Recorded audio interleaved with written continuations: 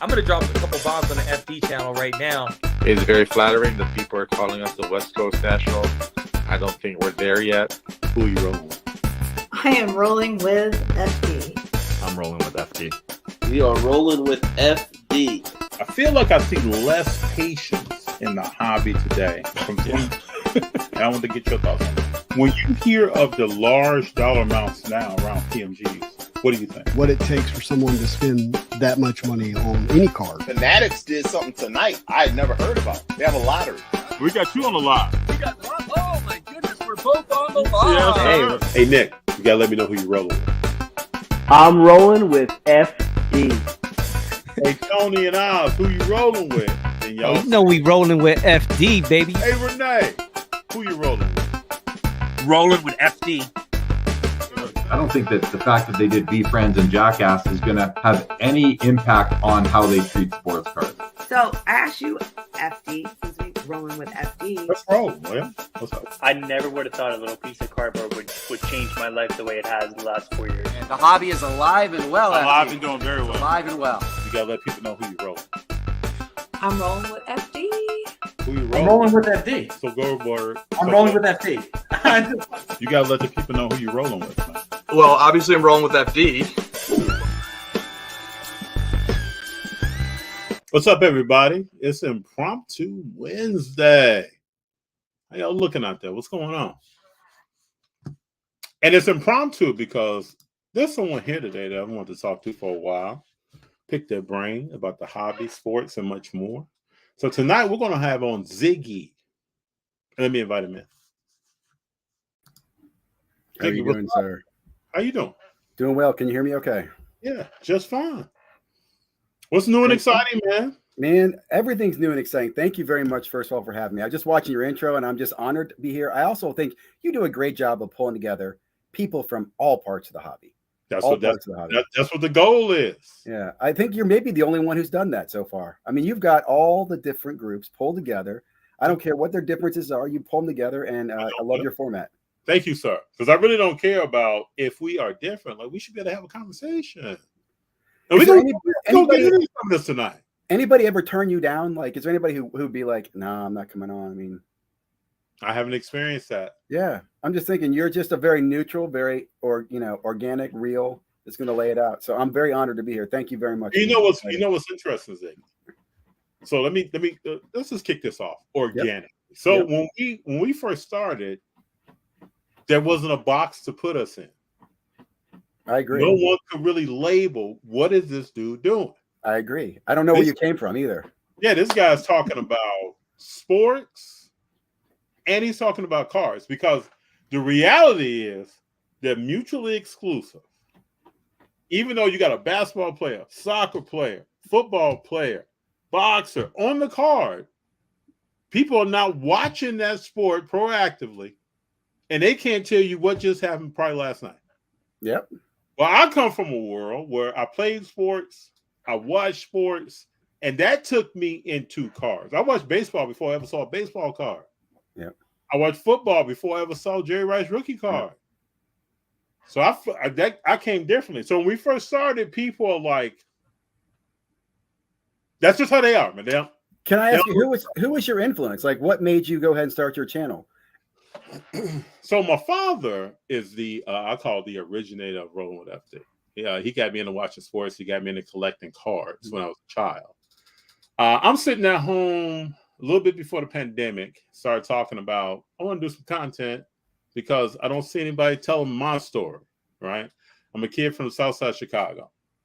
I see stuff in shows. I start seeing content of strictly about a deal. Mm-hmm.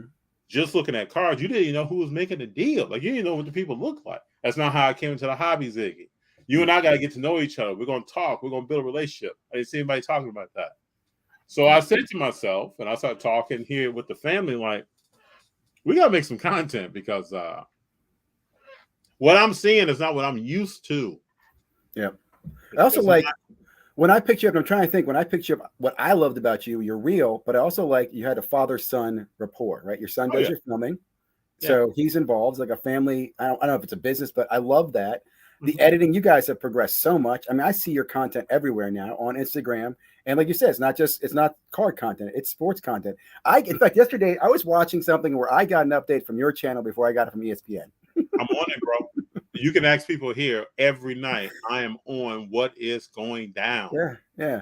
But I really thought about that because when you and I set this up, I thought to myself, man, I found this news out by subscribing to you and not ESPN. I forget what the news was. Was it maybe I think it was the quarterback to the Rams.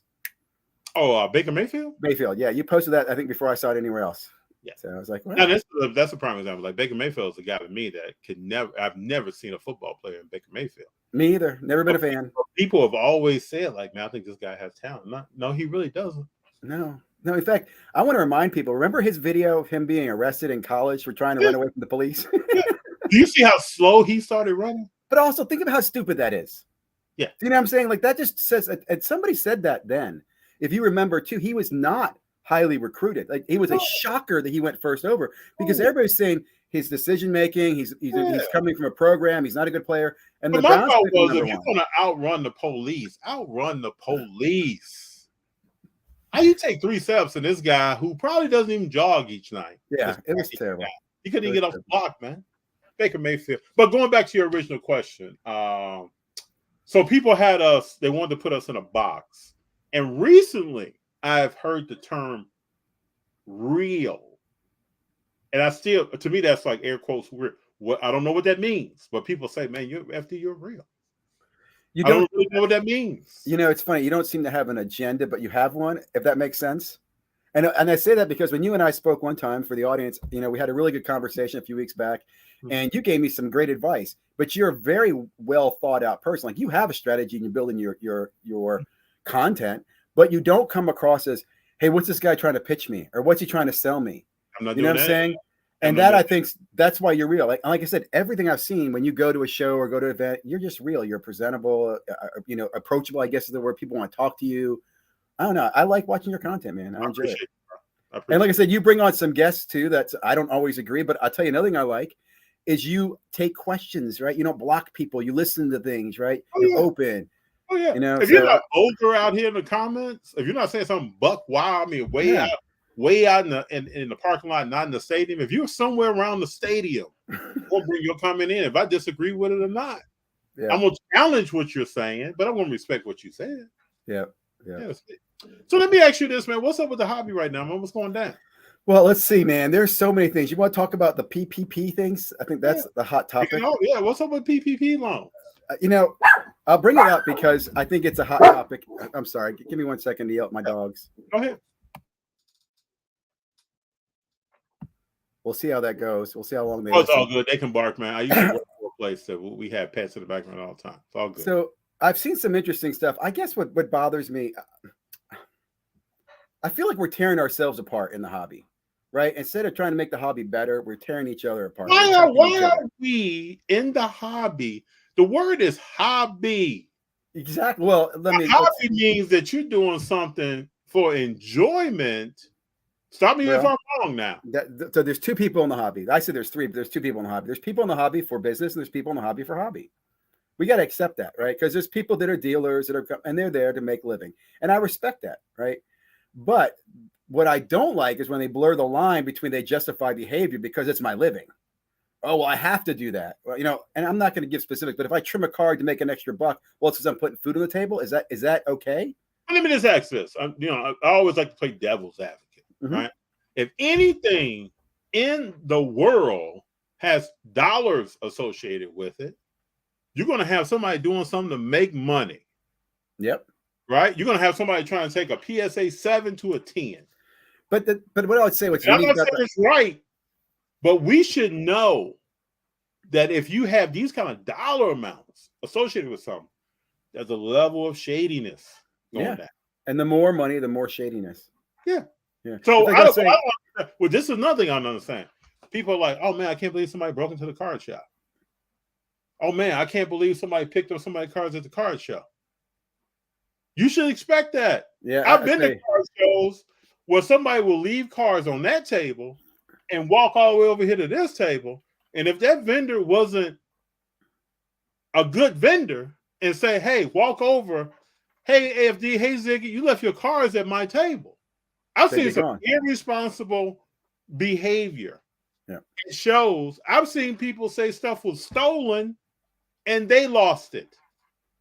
Well, remember that story, the National, where the guy came in there and left the bucket of money, or he pretended to have money and then took cards? I mean, how funny was, I don't say funny, how interesting was that story? And I don't know what resolved that, but you're right.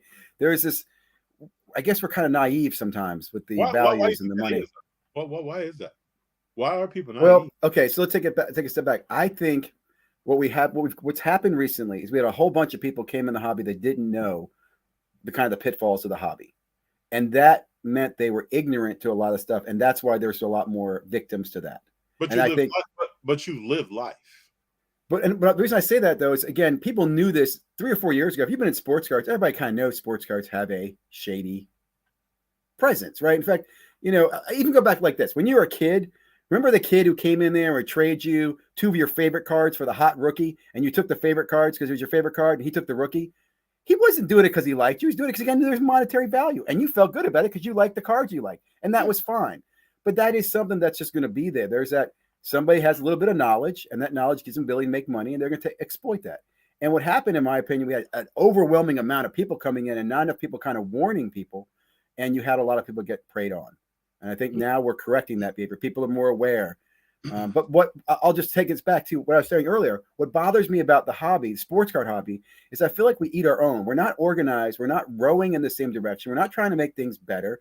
We know all the problems exist, but we don't do anything about it, right? We're conversely, look at and this is just I'm missing the word, but looking at Magic the Gathering. I don't know if you followed them, and they had that whole revolt where they didn't want to buy the recent product, and they actually did not buy it. Like, that blows my mind. That would never happen in the hobby. Do you see what I'm saying? Like, they organized that community to rebel on the infrastructure. Say, hey, we don't want this overprinted. Here in the hobby, we're like, yeah, I'm not doing anything. I'm going to go attack him, and he's going to attack me. And I don't know. I wish it was more community driven. I wish we were doing more things to make the hobby better. I'm just always, maybe I'm naive or something. I just always think when you get involved in something, you got to do your homework. You got to know what you're buying. You got to know what you're investing your money in. You went someplace and earn money to come over here and do something with it. Even if you're not investing, if you want to buy something just because you liked it.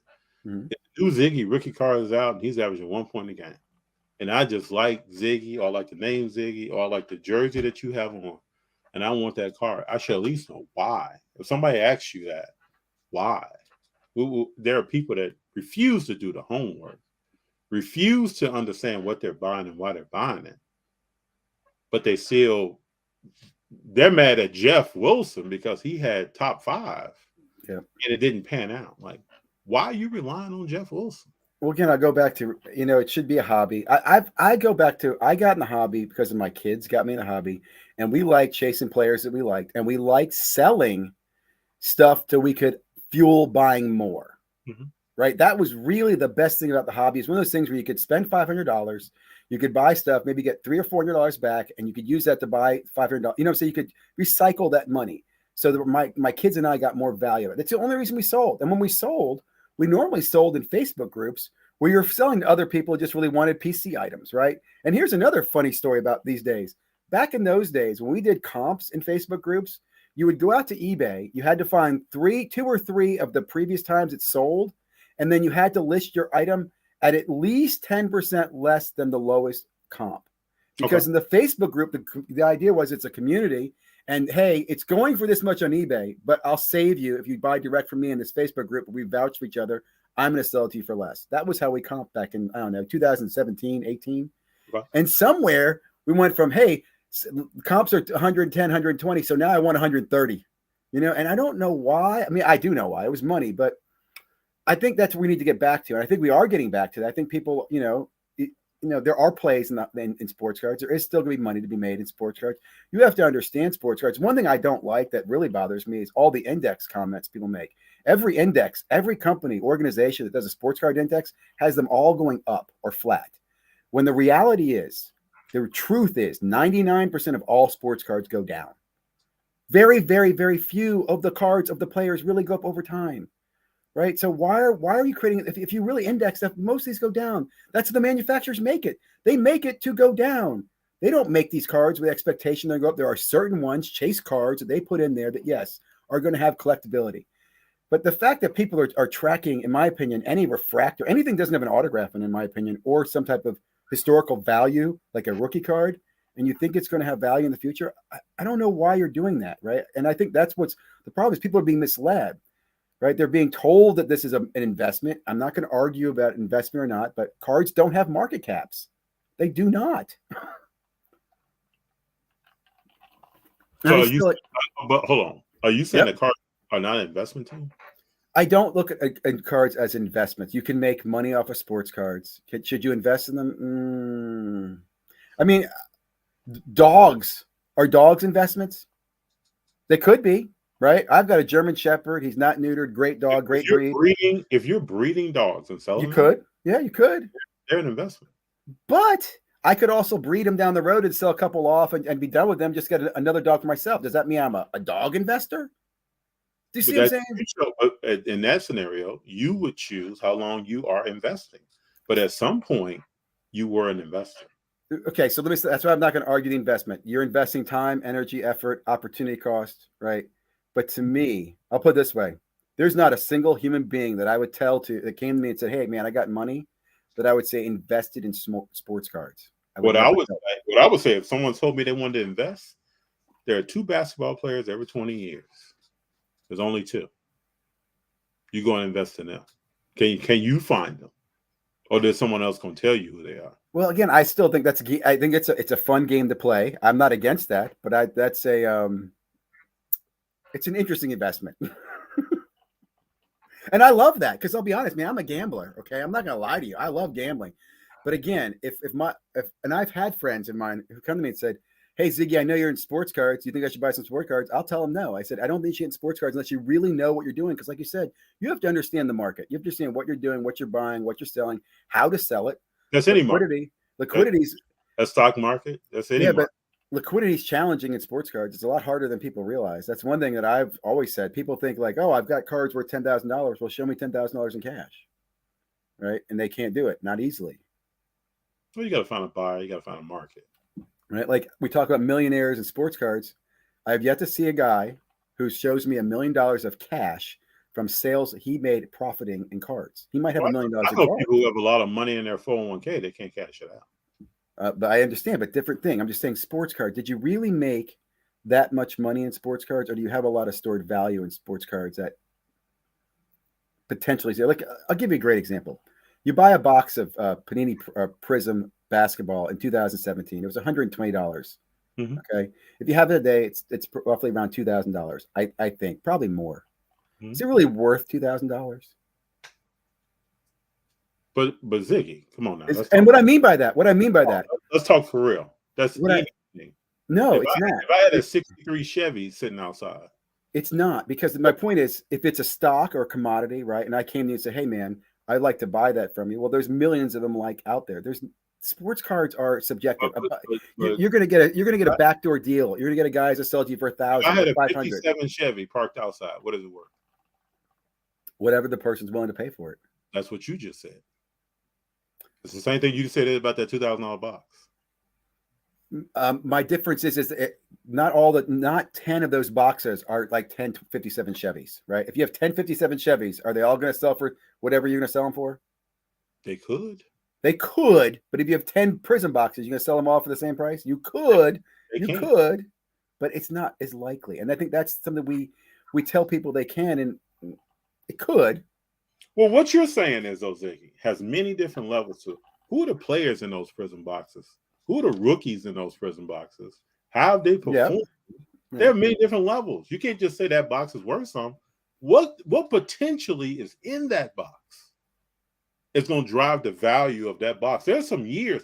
I sold Shaq rookie year Topps cards worth nothing. Yeah.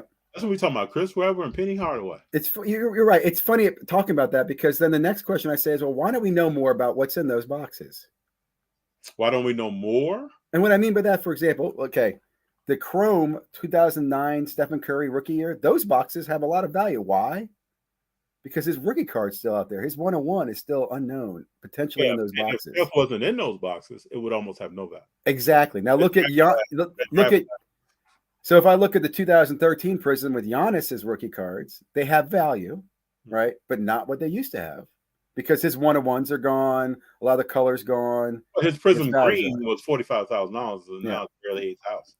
Yeah, but so those boxes are taking hit. Now again, we know that. You and I know that. We know what hits have been taken out there. But an average person coming to the hobby has no idea. They don't know the difference between 2013 and 2009. Then I would ask the question. So then I would ask the question: if you don't know, why are you spending money? Because you're probably making an uninformed decision. Okay, you probably came in going, "Hey, I like." For example, if you're a Giannis fan and you came into the hobby being, "I love Giannis. I'm going to go out. There's 101 cards. Great. I'm going to go buy Giannis 2013 boxes." And you're buying them, and then someone finally tells you, "You know that none of the 101s are available anymore." Oh, I didn't know that. So, do you have friends that invest in the stock market? Yes. Do they make uninformed decisions? All the time. I don't know people that do that. The people that I know that make uninformed decisions in the sense that they trust other people. They're looking at investment. They're looking at balance sheets. They're looking at how the company is performing. What new products are they producing? What new drugs are coming? They're looking at all that. I don't know anybody that's just like, yeah, give me FD stock and hang up the phone. I know a lot of people who go on recommendations from their brokers. I mean, I wish more people looked at the balance sheet. Oh, the people that I know. So let me just say about the people that I know. Okay. Maybe I must be the top of the echelon. No. Right? The people I know would never do that. I mean, I'll sadly say myself, I've invested in stocks, never looked at the thing. I looked at the trend, or a friend of mine gave me a tip. Not always the best decisions, but I've made money doing that. I mean, during the .coms, we did a lot of that speculating. It wasn't. Would you consider that investing? At the time, we thought it was investing.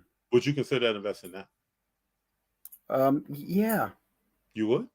Because again, in 1990s, you were buying the futures of technology. So you can't tell me buying a stock, like a lot of those stocks, the companies went under, the stocks got acquired. So you still made something out of it, right? Excite.com got bought by Yahoo, got bought by somebody else, right? So you got something out of it. So I'm just going to go back though. I'm going to ask this question. Yeah. If you make an uninformed decision to put your money somewhere with growth in mind, is that an investment? If you put your money with growth somewhere with the thought of growth. Yeah, it's an investment. You don't know much about where you just put your money. Is that an investment? Well, let's say this. Investment is a very, very loose term. Yeah, see, in my mind, that's never an investment. Yeah, I can't make an uninformed decision and expect growth. That's good. If I plant a tree, I'm thinking about how much sun hits this area. How much rain? Is this in the back of my house? How much rain is going to hit this area? Should I plant this tree here? What kind of tree is it? And how much water does it need? And how much sunlight does it need? And I'm Ziggy, I'm just planting a tree. Yeah, I definitely am not that thought out. I am, sir. And I think that's the thing. I think a lot of consumers aren't that thought out, right? I mean, let's be honest. When they came to sports cards, they weren't making informed decisions. But let me just ask you this question. They weren't researching. Where do you get that from? Like, when you say a lot of people are not informed, where are you getting that population of people? I would say, I think you're uninformed. You came in and you bought the 2018 Prism LeBron James Lakers jersey because he was wearing a Lakers jersey. That card got pummeled. And a lot of people came in and bought it because they were told it was an investment. But that's an uninformed. So are you listening to me? Yeah. That's an uninformed motion that you went through. That is not an investment. Because LeBron changed the jersey. You think that card's about to blow up? Well, let's look at this. This is a great example. When that happened, okay, I thought to myself, this is stupid. Like, why would anybody pay? Like, I remember people are paying $20 raw for those cards because I was getting ready to take a whole bunch of them to donate. And then I went through them and pulled out a whole bunch and I sold them for like $10 a piece in a Facebook group. And I thought to myself, I cannot believe, like, I debated this. Like, am I really doing this? So because I knew those are not going to have value. Mm-hmm. But then here's what happened. A few months later, then they were buying the Kawhi Leonard jerseys because he was in a Clippers jersey. Remember that? Mm-hmm. And I started thinking to myself, man, what if they're right? Maybe this is the new thing. I didn't know, right? And I'll just tell you that because I think people get caught up in that. right? Say another good example is second-year cards. Everybody coming out, oh, you got to get LeBron's second-year card. I've always been told you never buy anything but rookie cards and cards you love. Buy rookie cards, cards you love, and autographs, right? That's what holds your value. So when people are buying second-year cards, I'm like, well, that's a mistake. But again, that trend took off too. And then, because again, vet cards, people are like, well, why are you buying vet cards, right? Like, why are people buying 15, 16-year cards? I don't know. So now you look forward, and now people realize these cards are going down in value. Well, again, they historically will go down in value. They historically have gone down in value. You know, people like them for likability, but they like them for a few bucks. No one's going to pay hundreds of dollars because somebody told you there's a pop's low because some wizard at PSA graded a 10. And I think, I don't know, that rubbed me the wrong way where we've gotten in the hobby, right? Let me ask you this question. Yep. Get some comments after this. If a car is $500, I'm going to throw out some crazy numbers here. If a car is $500, and then it's moved up from 500, from like 200 to 500 in the last 6 years, then it jumps to $12,000. Then that car settles down again to $700. So net, it went from 5 to 7. Is that bad? No. What the hobby would say it is. No. Well, it depends on where you are in the hobby. This is my point. Yeah. I mean, it depends. And I would even say I don't believe it should be at 7. That's to be debated. Yeah. Because I still believe if the car was at 5 and then it went up, right? I think the car was really on a trajectory going to 4, going to 3, going to 2, going to 1. Okay. There are very, very few cards, in my opinion, that have a positive trajectory to go up. Right. Like I'll give you an example. I was listening to somebody talk about Dak Prescott tonight. Do you think Dak Prescott's a good investment? And it could be sneaky, right? Like, no, Dak Prescott's the average quarterback. I agree. I totally agree with you. But I can see how people will play on that, right? If the Cowboys get into the playoffs, if the Cowboys go to Super Bowl, people will be buying Dak Prescott cards up and down. Let's say Dak wins a Super Bowl. Great. Now, fast forward 15 years from now, 20 years from now. Dak's a 1 Super Bowl, likely, I'm going to make an assumption, 1 Super Bowl winning at the Cowboys. Is he really worth all that much money? But see, let's back up to what I just said. Now, I quickly said, no, he's an average quarterback. Now, what made me say that? I don't know. Maybe because you saw him in college? I actually understand football. Okay. Know how it works. I know I can assess his talent by looking at him on TV. I've seen many quarterbacks in my life. I understand who he is and probably where he's about to go. So let me ask you, is part of his success the place he is, the program he's in? That's the media. The media is going to talk about him because he's in Dallas. But you have to, as I would think, as a person who's buying cars, you have to ask yourself, who is the player and what can they do in that system? It's despite what team they're on. Now, if you go to a market with more media, you're going to get more hype. So that's going to help your card values. But at the end of the day, who are you and how do you play? Was anybody really talking about a Minnesota Vikings wide receiver before Randy Moss got there? Chris Carter was there. But was anybody really talking about a wide receiver? No, because Randy Moss has talent. Yeah. You could have dropped him. You could have dropped him anywhere. He has talent. So he's worth talking about. He's probably going to have some long term to him.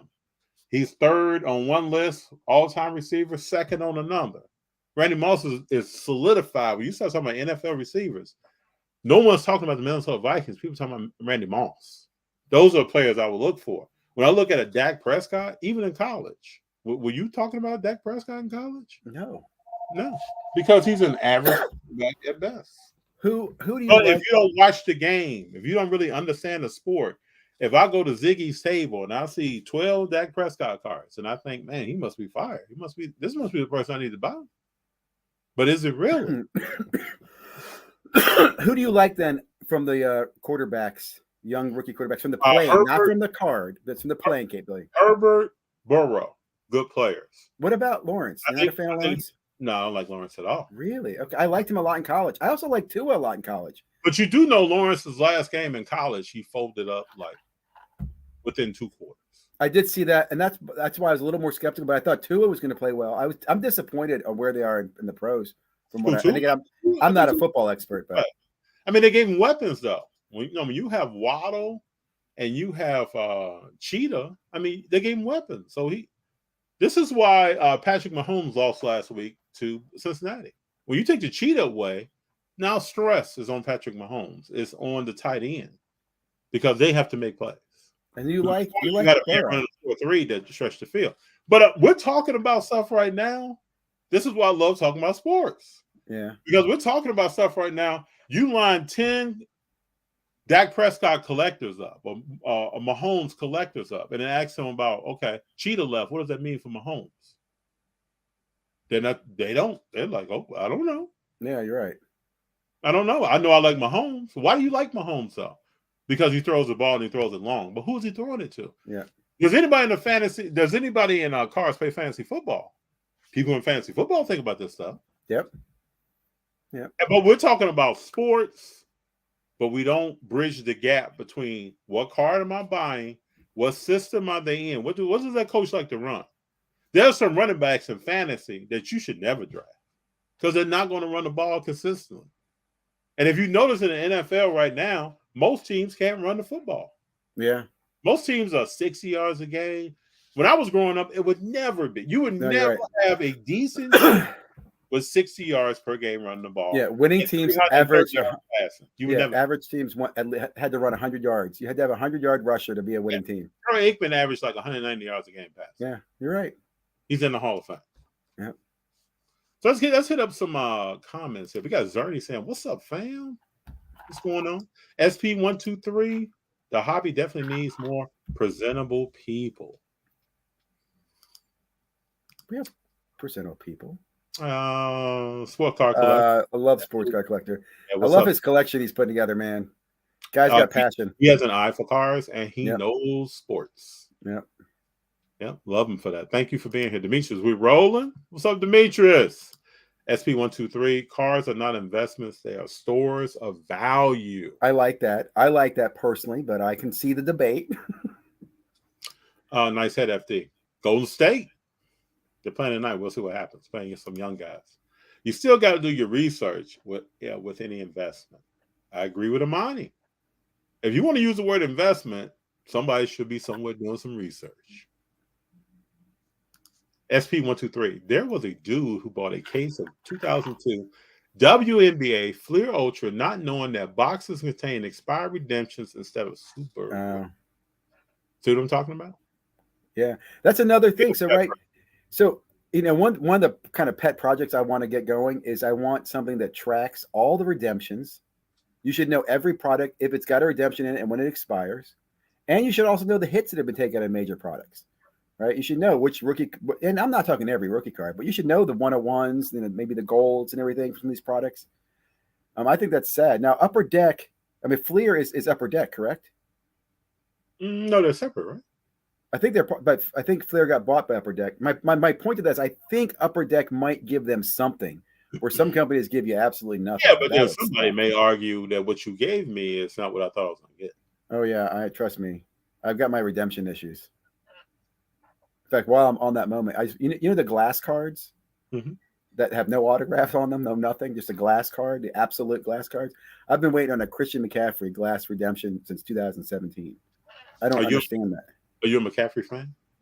No, I got that back in that year. We were just chasing quarterbacks, running backs, and I got that in a break, and it was a redemption. And again, I would have sold it by now, but it's a glass card. Like, why is that not here yet, Panini? That's a good question. And another thing I don't like about that too, I've got about 19 outstanding redemptions for about 6 or 7 years. Why can't I get one of those little black box things? They give black boxes to people if you have outstanding redemptions, but I don't know how to do it. You apparently have to go to the National to do that. You can't do it online. Like, that's what I think I've heard from someone at a show. Yeah, it seems to me like they could do so much more to fix that redemption problem. I just don't know what's going on. You know how I clean all that up, Ziggy? I don't open boxes. I love opening boxes. I really do. In fact, so I have to tell you, man, I like open boxes more than I do singles. I love breaking too, by the way. I respect it. I haven't opened a box breaking. in 20 years, man. Not like opening a box to see what I'm gonna get in that box and pay $300 or more for that box. I haven't done that in 20 years, man. Since like probably LeBron's rookie year or the year after. See, my kids and I, we went through opening a lot of boxes back in like 2015, 16, 17. we were opening a lot of boxes. And at the time, I had the income to do it, but we would open exquisite boxes. Now, those were $500 a box at the time. But I have some videos of my boys pulling some LeBron autos. We opened up a suitcase of Flawless we got for around $1,200, which is the most expensive box that we bought at that time. But we did breaks of Eminence back in the day. Man, I love opening cards. I really do. I understand that people like the singles, but I like opening cards more. And I also know it's gambling. I know it's risk. I will say I research it on how I do my breaks and who I break with and stuff. But I love it, man. So we got Kevin saying here, good evening, gentlemen. Did Ziggy used to have a store in LBC? No, never had a store. No. Maybe we should I don't even have I'm not even running my own LLC. I really run my business as a hobby. Now I'm going to do that in the new year. I'm going to start an LLC with my sports cards though. Because I've been an idiot. Paying too much in taxes, man. Amen. Our business will pick up again. Financial sector in a funk now and affecting every business. Well, the whole world, I tell you, here's something that people aren't talking about, in my opinion. Sports cards are global. Okay. And one of the things that's big right now that's down is the Asian market and investment in sports cards. Okay. They are a huge buyer of basketball and baseball sports cards. That's why that has been one of the bigger markets. And since I think it was 2019, remember the whole thing with the Rockets general manager making the comments about the NBA? Yeah. Situations in the NBA and China have gotten worse. You have COVID over there. We are not seeing the same growth in that market we did before. And that, in my opinion, has had a bigger impact than other things. Now, it was hidden in 2020, 2021 because of the boom, but the loss of that market is hurting us. It's hurting the baseball market. It's hurting the sports. It's hurting the basketball market. Hockey market, in my opinion, is held because there's strong hockey collectors in Europe, in Canada, the United States. And in my opinion, football has only recently become popular because you have a lot of new people to the hobby. I think football is will go back to like fourth in the future. Well, to me, if you're not buying a quarterback, who you buying in football? I agree, but even there, I mean, football. What we like football for is we all have our favorite teams. We all are, like you said, there's fantasy football. You can have fun on the team. It's fun. There's the what ifs, but it is, and again, anybody in the industry will tell you this. It is the most risky of all the products to invest in. I think baseball. I think baseball is more risky. Football, the careers are so small. That's why. Oh yeah, but baseball, you can have Jason Dominguez. I know, but I'm just telling you, if you ask some of the guys who've been in the sports card industry longer, they'll tell you dollar for dollar, there's bigger risk in football. Part of that too is in baseball, the prospecting market is different. Like I'm not telling you go buy the Bowman card, but if they make it to the major league, if they get a rookie card, they have a longer career potential than anybody coming out of the NFL. They don't have that same prospecting window, right? You come out of college, you go to the NFL. So that window makes it short. I still think baseball cards are the ultimate gamble. I don't know. It's not my favorite. It's probably my second or third, but I think I still love Bowman. I love Bowman baseball. Who are you looking at in baseball? Honestly, I don't know anybody to look at right now. I have not been actively prospecting, but what I will tell you is I'll still buy Bowman baseball every time I see it in retail. And when I can buy pre-sales, I'll buy it because to me, you're opening boxes. I do. Or I'm tunnel visioned on what. Or you can use the boxes to trade for other things in the future.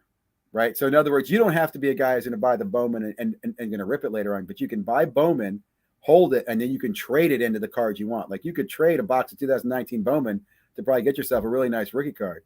I love Bowman baseball. I really do. It's a one product I think still good in retail. And we'll see what happens because I do worry about how Topps is trying to Bowmanize everything. Right. I mean, every sports, Bowman college football, Bowman this. I like Bowman baseball a lot. So. The sports card collector said Upper Deck Flair. Yeah. Tour was huge at Alabama. International sports marketing picking up big, especially in Asia. Reason why card grading companies in China going artificial intelligence and grading. Do you ever follow the guy Sports Card Once Again? He's got a channel. No, is he on Instagram? I don't know. He's a YouTube guy, but he's actually lives in China and lives in like remote China. And he gets some really interesting content because he also talks about there's, I think, a platform there. I think it's called Hobby something where he sells cards there. And he talks about the major differences in values there in the sports card market there, right? Of what they like and what they don't like. It's just really interesting insights. So let's just talk content real quick. What kind of content do you watch? What do you like seeing? What do I like to see? I like to see stuff that's educational and valuable to share with others. I like that. Like tonight, I won't lie. I was watching the virtual going on. I was looking forward to listening to the Fanatics president come on and talk. That to me could be beneficial. Could be some, enlightening information. I like listening to, hearing about people's thoughts on the Montgomery Club that is now open for enrollment on Topps Fanatics, where you can become a member and get access to their products next year. In the past, that it'd been hard to get into. I like stuff like that because I think knowledge is power in the hobby. If you don't know, you don't know. Know when the drop is going to take place, know what's in the product. Like you said, you got to do your research, and knowledge is important. So good content is knowledgeable. How do I say this? How do we get more people to do research? When we use the term research, how do we get people to not listen to what this person said, but to actually do? How does that happen? I don't know, because a lot of shows, and I hear a lot of people tell me what somebody else said. I would say it irks me because one of my biggest pet peeves is that I feel like a lot of shows don't do any research. Okay, like they'll be promoting a product that they don't even damn use. I'm like, I've never seen you use the product. Why are you telling me to go out and use it? Like, and that irks me. Or else, like you said, they'll make comments. Here's a great one. I can tell you so many content creators who sit and say to me, "Well, I don't watch content." How the hell can you not watch content, but you're going to sit there and judge, the hobby community? I think that's kind of, I don't know. I think you should have at least some understanding of what's going on, but that's my perspective. I just don't know how do you promote that? How do you get people involved in that? How do you get people? Because I think that's a big, like whenever there's an issue, right? My mind goes to process. Yeah, you improve the process. So if I'm upset over here because somebody told me to buy XYZ and it didn't pan out for me, how do I then back up when my horse leaves the barn and actually put research in to understand what I'm going to buy so that then later, if it doesn't pan out, I take ownership? I think it has to be more of us have to talk about it and continue to push it. And I'll give you an example. There is a lot of great research channels out there. Wax Podcast Museum or Wax Museum Podcast, great channel. He puts out some amazing research. As an example, he's the one that shared the story about how Panini got the exclusive license. Do you know this story at all? No. So 2009, right? Everybody talks about it. And I just saw the recent movie Behind the Cards, and it bothered me because they don't talk about this, right? They talk about Panini bought Donruss. Well, what happened was Panini was looking at the sports card market 2009, and this is what I was told by listening to Wax Podcast Museum and some other content creators. I think Mojo Breaks is another great resource. They used to do a show called The Hype every week, which you kind of go in the history, and now they're a breaker, so it's hard to find this content. But anyway, 2009, sports card market's doing poorly. Basketball was actually struggling. They had a challenging, I don't know if there's a draft year or something. Remember, the 2 years were combined. Right, that's why the 2012 product has both rookie classes. At the time, though, that market was failing. So the NBA was looking for someone to take the license and make it work. And Panini said, we would do it, but we want exclusivity. And Topps and Upper Deck had an option to fight or say something. And I wouldn't say they endorsed it, but they endorsed it in a way. And you have to listen to Wax Museum explain it, but they did not challenge it. They were fine with it. They all thought it would be good for the hobby. So Panini came in, they bought the Donruss resources, they started the exclusive. They were the first company to have an exclusivity with a sport. Because before that, Upper Deck still made different products and Topps was making different products. Topps was still making basketball, right? Until that happened. Panini was so successful because they took National Treasures and made that a big thing. And they stole that idea apparently from Exquisite. I think they had the same product manager come over, but make a very rich product that was a $500 box. And they built out the basketball industry. And you have the boom of basketball from 2009, I think, to like 2013, 14, and these National Treasures products. And because of that success, they then went to the NFL and said, hey, we can do the same thing that we did for the NBA, but we want exclusivity. By this time, Topps is like, well, hold on a second. We don't want to do that. And they tried to fight, but they lost.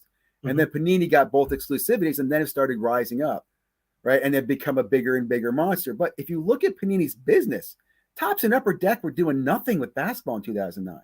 If it wasn't for Panini coming in, you could argue that basketball would be in a totally different place. In fact, Panini also internationalized basketball, right? Because 2009, it was after the Dream Team where people were talking about it, but Panini had the distribution, right, to take it to Asia, take it to all these different places. So I just will say this: Panini was so pivotal to keeping basketball successful. What happened is somehow they got greedy. Upper Deck Tops, I don't know. I still wonder what the hell happened to Upper Deck. Like, great company, but what are they doing? Like, they have licenses to LeBron and Michael Jordan that they haven't put out much stuff. And Tops was mismanaged so badly they didn't see Fanatics come in and swoop away their licensing. You know, it's just sad to see where we are because of those kind of. Well, what Upper Deck did do is that they took a Michael Jordan autographed jersey and a LeBron autographed jersey and doubled the price. Yeah, that happened over the pandemic. They went from 7 to about 15. But why didn't they go to those guys and get more autographs? Like, do you think that that conversation? Like, I got to think, for example, Michael Jordan had to be. I'm a huge Michael Jordan fan. He had to be watching the special, right? I forget the name of the series during the pandemic, right? The Last Dance. The Last Dance, right? He has to be watching that. He has to be hearing about his rookie card going up in value. How can he not sit there and go, "Yeah, I'll do autographs"? You know, like, I wish he did some. And then I've heard Deck would just put out some cards randomly. Anything. I don't know. I don't understand that. I really don't. I wish they did. I wish that he put something out back then. But my point to this has been there is the research out there. There is the history. If you go and listen to these channels, right? Wax Podcast Museum, I think, is a couple thousand subscribers. But when I was listening to him, he was a couple hundred. Right? Another channel I just listened to tonight. I don't know if I can find him. I think it's History and Cards. And this guy does a great long story about minorities in sports cards. I think this was on the first Jewish baseball players. I just lost my window here. But anyway, there are some really good channels out there that put out some really good research stuff. I think what we need to do is talk about it more, reference it more, and, you know, point people to those directions. Hey, you know, I heard a great story and here's a great place to go listen to it. Yeah, but I'm also talking about, when you're talking about research, like why to buy, what to buy. So James said, FT, what about a tutorial about researching and having a good outcome from researching? People need a blueprint. We've included in several episodes. I mean, I always say to the gnat's ass on what is someone looking at before they make a buy on something. What players are they watching? Like actually watching the games. And then once you pull all that research, now, but this is not. See, these are the things in the hobby to me that are not. It's not glorious. It doesn't.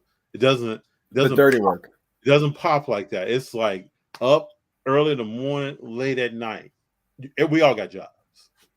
Doing some research, burning the midnight oil, understanding, running some numbers, looking at stuff. What are the trends? So I had a background. Let me just tell people about me, right? I'm not just a pretty face, Ziggy. I have a background in jumping into data and analyzing data over time periods, right? So this is how I approach sports cards. So that's why when people say it isn't an investment, okay. But there are millionaires out here on sports cards. And you can't say the population is small because there are a lot of cards that are worth a lot of money. But who are you looking for? And how did you get there? Before you made that buy on eBay, before you went to someone's table and saw a card, how did you know it was a good buy? How did you know you're getting a good deal? What has this player done? Those are things that go into the decision-making process that are not glamorous. So do you think about your exit before you make the entry? In other words, you know what you're going to sell something for when you buy it? Or do you have that thought out? I know what return I'm looking for. Good. Over a period of time when I buy. Because that's one thing I would say that I've always argued in the past, right? And this is something I think people have gotten away from. If you buy a card, and I'll tell you, I have done this, right? I will prospect. I see a player, Silver Prism, basketball player that I like. I'll buy him at $100. And in my mind, I'm like, I'm going to sell him at this amount. And when it hits that amount, I sell him at that amount. And I don't get upset when it continues to go up or it continues to go down. I'm not as I've been selling for the last year. I have not been buying. I'm not going to lie to you. I've not been buying much recently. But when I was buying, I would always make a note on what my exit plan was. Now, there'd be times where I'd be shocked. I'd be like, holy crap, this card's 200%. I was supposed to sell at 125. And then I'd sell. And often, I'll tell you too, when I sell, I would sell under comps. And I'd sell off market. So in other words, if I saw it on eBay, I'd go to somebody on Facebook and sell it there because I don't want to pay taxes. I'm not going to lie to you. Okay. And I don't want all the publicity for it. So I want a friend of mine to get a good deal. But I agree. You have to know, in my opinion, what are your investment? What's the return on the margin? You know, if you're going to make 20%, 30%, and you hit it, great. Be happy with that. And move on. And also have an exit on the bottom side too, in my opinion, right? If you buy a card at 100 and it goes down to 50, get out of the card that you're 50. My favorite line I hear people say is, "Oh, PC for life." Is it really PC for life, or you just lost so much money now you're going to hold on to it? Yeah, because I've been there. I've done that. I understand that.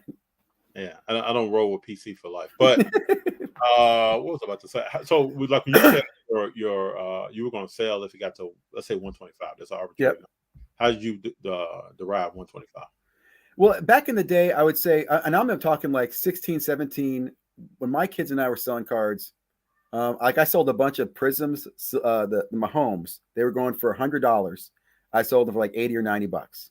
Mm-hmm. Right. And I got into those because we bought a case of Prism 2017. So I had a cost of how much my case was. And as I'd sell cards off it, I just wanted to reduce the cost of the original case. Mm-hmm. So to me, it's like, you're gonna give me 80 bucks for at the time really was a base card because all those were all silvers, all rookies are silvers. Like, fine, check. Right. So that's how I look at those costs on those base cards. I never really went out and bought Prism silvers. You know what I'm saying? I would get those in boxes when I find them. Where I did buy some, I remember buying Tua back in his rookie year. I bought some of his silver prisms at a local card store, and I would send those to Star Stock and sold them there because my goal there was that's in the Star Stock. That Star Stock, tell me if they're an A or B. If they were an A, then either sell them there or try to grade them. And then that all fell apart when they stopped grading and the whole thing, fell, out of existence. But I've always had that kind of, I'm not looking to make 10X. I've always kind of been modest, real return. And my return has been really to fuel my own fire. It's a hobby to me. I just want to keep, it's an addiction. See, I have a theory that I have that I call, I probably don't even talk about it a lot, the life cycle of a card. So let's say Ziggy's rookie card comes out, right? Ziggy's a pretty good player. He's Pro Bowl or he's All-Star first 2 years, 3 years. He's throwing for yards or he's scoring points. So your rookie card is going to have a life cycle of growth. I mean, I'm talking about next level players. I'm not talking about just some guy in uniform running around. So your cards are going to have a growth timeline. I don't know how many years we're talking about, right? I talk to a lot of people in a hobby that are focused on the first 3 or 4 years of somebody's career. I'm talking about buying, selling. I'm at a show. This is what I'm doing. But do they realize that 7 through 15 is coming? I don't think people think like that. They don't. No, you're right. The hobby show proves that they don't. But that's how I'm thinking. For those good players. That's what I'm not worried about. People are talking about a bunch of stuff, man. Yeah. That I'm not even worried about because real will recognize real. Real players will show themselves. And then what are we going to do? While all this and that is going on. Like people talking about Lawrence. People talking, I'm going to name some quarterbacks. People talking about Mills. People talking about Wilson with the Jets. And I look at these guys. I'll turn on the TV and look at these guys for 5 minutes. I see him throw an out route. That guy's not an NFL quarterback. Within 5 minutes, Ziggy. Yeah. If you can't make certain throws, man, you're not an NFL quarterback. I don't disagree with you. And I think that it's funny. I think back to like 2016 rookie class, which was Wentz, Golf, Dak. Mm-hmm. And Dak was like late round. Who was the other one? Wentz, Golf. There's somebody else that was in there. But again, those guys, those were going for big money. Nobody wants any of their cards. The next year, who was the next year? It's not the real deal. Yeah, there's very few that are real deals. I mean, we're going to find out very few. Watson came back. We're going to find out how much he derailed his career. Yeah, I was a big fan of his, man. It's so funny. So back in that year, when everybody was chasing Mahomes, I was chasing Watson and Kareem Hunt. Sad to say this. Look what happened to Kareem Hunt. He derailed his career. And let me just share this with you. I was in breaks. Okay, so I was buying the breaks of the Chiefs and the Texans. I had a whole bunch of Patty Mahomes stuff that I just sold back in the day because I didn't care. It wasn't into him. But I had kept a whole bunch of. The first year he was sitting the bench. Yes, that's why I was selling him. I was like, I'm not interested. I'm not going to wait this time for him. Moving on because you didn't wait for quarterbacks that long, And then he has the second year he blew up, and the rest history. But of course, Hunt was the opposite. He blew his career up with that one video. And then Watson, I was big into Watson. I had a lot of Watson stuff, and then his career get hurt. So and that's going to be more and more people should hear this, of off-field issues that will affect car prices. So I get into it's another level of research. Who's the person? The character. Yeah, I agree. Who are their parents? Yeah. Let me see an interview with their parents talking. What school did they go to? I liked Watson because of his background with the whole work done thing. Oh yeah, we'd have never known anything about Watson. I don't care how much research you would have done. You would have. I know. I still don't. You just take a risk, but you won't know it all. I'm gonna say this sadly. I still like Watson. I always felt like I don't know. I know what's happened has happened, but I was one of those people that didn't believe it. I just didn't believe it. Do you think his car values will? Nothing will be what it was, but do you think he's a top dollar quarterback in cars? No, because he's also with the Browns. I don't think so. And the Browns, I think that right there hurts him. Like he would have to win a Super Bowl with the Browns twice. So we got to remember this though, that there are different types of players all the time. Some players want to win. Those are Tom Brady's. Up echelon, they want to win. Some players want to get paid. Yeah. So Bradley Beal wants to get paid in basketball. Yeah, he doesn't care what he's playing around. Yeah. Deshaun Watson wants to get paid. Yeah. And that's at the end of the day. If you're collecting the guy that wants to get paid, just know that he wants to get paid. That's a good point. I think people forget that too. When they make a certain level, then it's not as much about the competition anymore. You're right. They're making money. They want to get paid. But like every fan thinks, why is he signing off the sticker? That player doesn't care about a sticker. Yeah. Well, that player doesn't care about most of these things that people are caring about.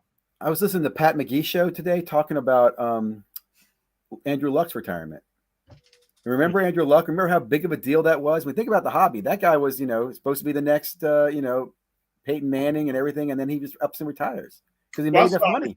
Early when you're getting blasted every season. Yeah, in the league in sacks. Yeah, I mean, how you gonna keep playing? And he made a ton of money. So like, I'm done. Why do I need to do this anymore? I need to be around this. His organization didn't support him.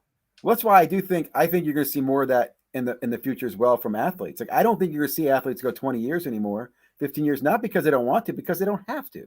Well, now you're getting paid in college, so that's another good example. That's a very big deal. A lot of things. So how hungry are you? You're actually right. I don't think we've seen that impact yet. Steph Curry just sold a crazy dollar amount home, right? He still wants to win. Yeah, it's something inside of you that makes you want to win. It's not the dollar bills. It's not the house. It's not the cars. It's something in you. Can you find? That's why I told you it's two players. You look at basketball, you look at football. It's like two players per 20 years. It's funny. I agree with you because I think that's what made Michael Jordan. Yeah, Michael Jordan's gonna go for it, no matter who's on the court or what day it is of the week. I think Ziggy's on that. Ziggy, you there? We're gonna go to some comments. Is retail investment graded or not? Zarnu, let me know what that question means. I don't know what that question means. My people know, R knows. So we got Wiseman is coming off the bench, which he should. Curry out. Jordan Poole with 13 points. Yeah, Curry, Draymond. I think Wiggs is not playing tonight. Let me check the score here.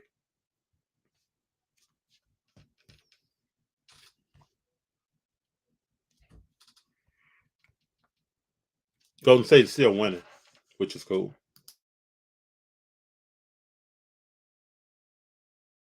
This is going to be a test for them. Like these young players have to gel together. This is why Wiseman should come off the bench. He just came back from the G League. We're talking about continuity and flow right now. So he should be coming off the bench, and when he comes in, he needs to get after it. Got to show that he's hungry. So let's check some points here. Y'all know I love the Warriors. If you don't love the Warriors, tell me who your team is. We'll talk about your team.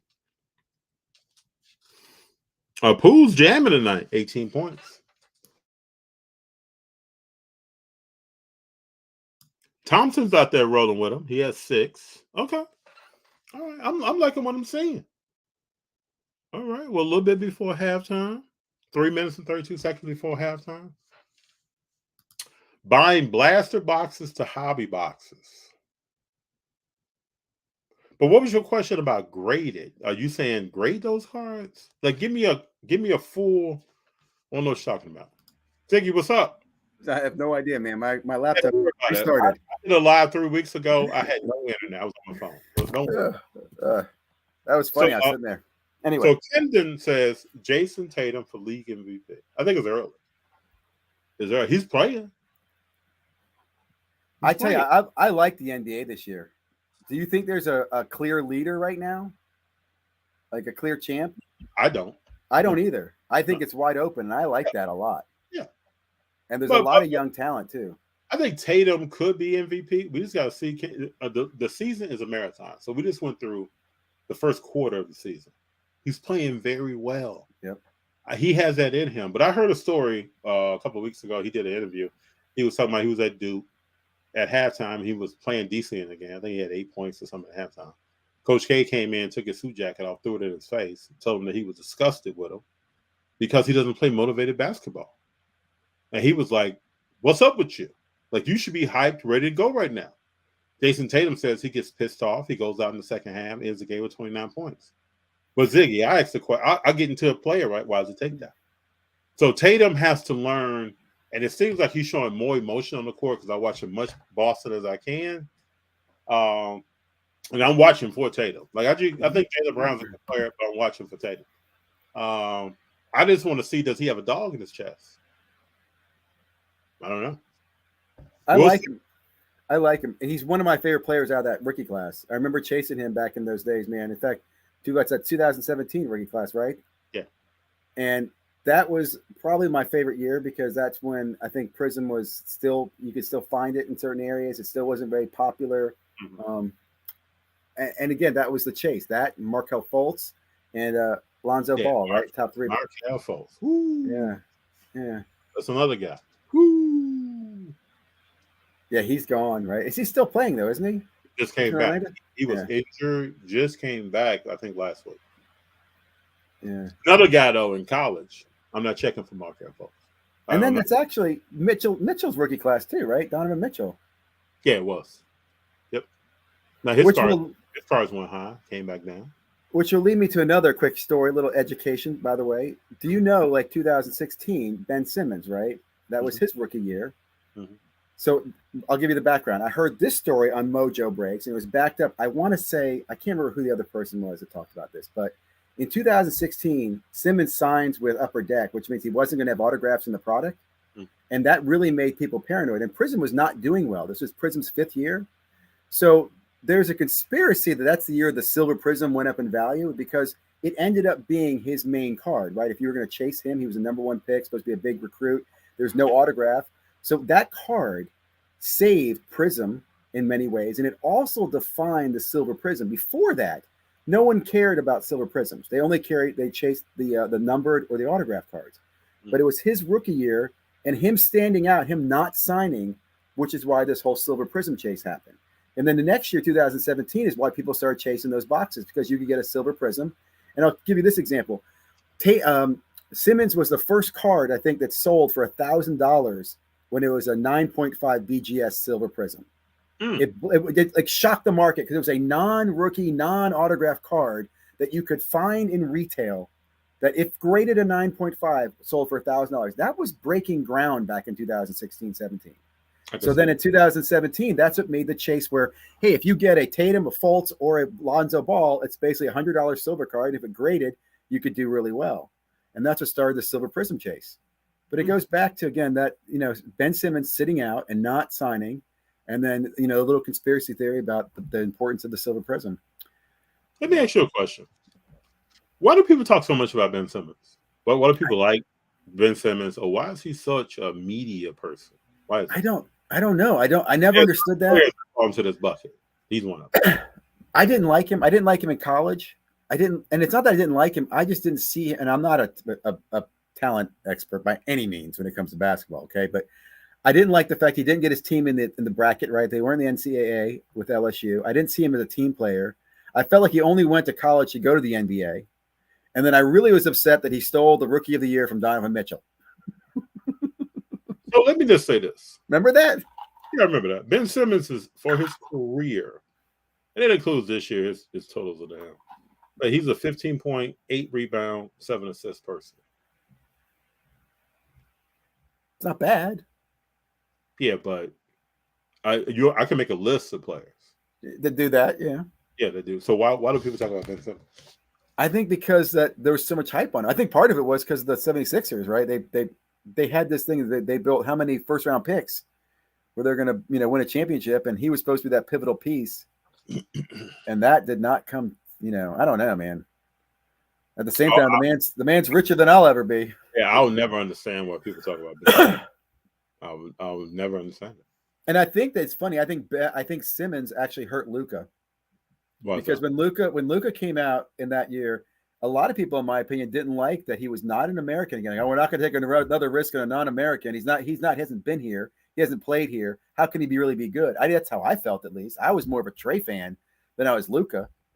I mean, I wasn't a Luka fan until late. I remember selling all my Luka cards, man, over and over. That was another one I was like, I don't need Luka. Take him. Were you watching Trae Young play? No, again, and I'll be honest, I'm not a basketball talent person at all. I got dragged into basketball because my kids like basketball. Because I have a theory. I don't know I just learned what pick and rolls were like a few years ago. Okay, FD, I'm not gonna lie to you. Okay, I have a theory that small guards catch hell. Most small guards don't work out. So when Trae Young was, people really talking about him. Yeah, you know how small that guy is, man? Yeah. Is he similar to Rose then, or smaller? No. Derrick Rose is a giant over Trae Young. Really? Okay. I don't disagree with you on the size. Is definitely important. How does Ja then fit? Because isn't Ja taller and lanky? That's a whole nother conversation. Because I have a feeling that if Ja keeps playing the way he's playing, let me just say this: unless he just breaks the mold, I've never seen a small guard play as physical as he played and play a long time. Yeah, because I'd worry about him too. I love his heart, man. So do I. I love his heart. I like him a lot. He does a lot of good stuff. He does a lot of talking. Yeah, he does a lot of good stuff on the court. Well, I feel he's hungry because I even like the fact his college career. He didn't go to a big program.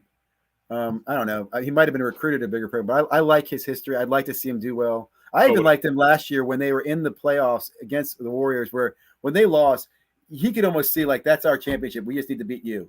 And then maybe that's wrong. Maybe they were lost. But it's probably gonna come down to that again this year.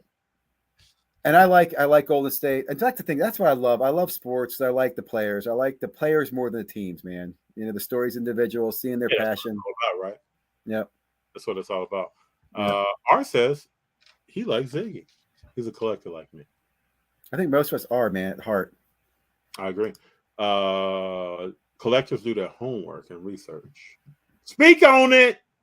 Yeah. I can't say that enough. To me, if you're going to start talking about anything dealing with something where you're putting your money, do people show up to? Maybe they do.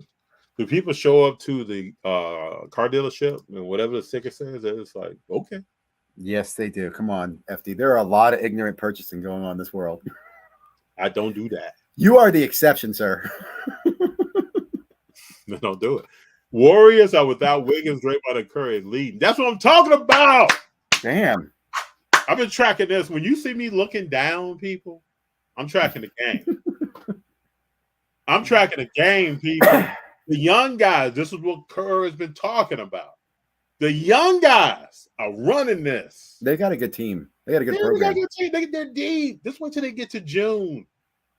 What do you think about Wiseman? Is Wiseman, he's in the G League right now. Is he good long term? He got called up for this game. He's come off the bench in this game. He has, let me see here. Is he good talent long term? I believe so. Some people don't think so. I believe he is. I thought so too. He has some growth to do, but I think when he grows, it's going to be on. I agree, man. I mean, I'm not going to say, I don't want to say this in the wrong way, but he reminds me in the sense I could see him growing into a man like Giannis. Do you know what I mean? Like Giannis is a big difference between Giannis, the young Giannis, and Giannis today. People fail to realize Giannis' rookie year, second year, third year, he didn't average 10 points a game. Yeah. But everybody now is like, man, Giannis is a bomb. We don't think about mile one of the marathon. That's not how minds work in society.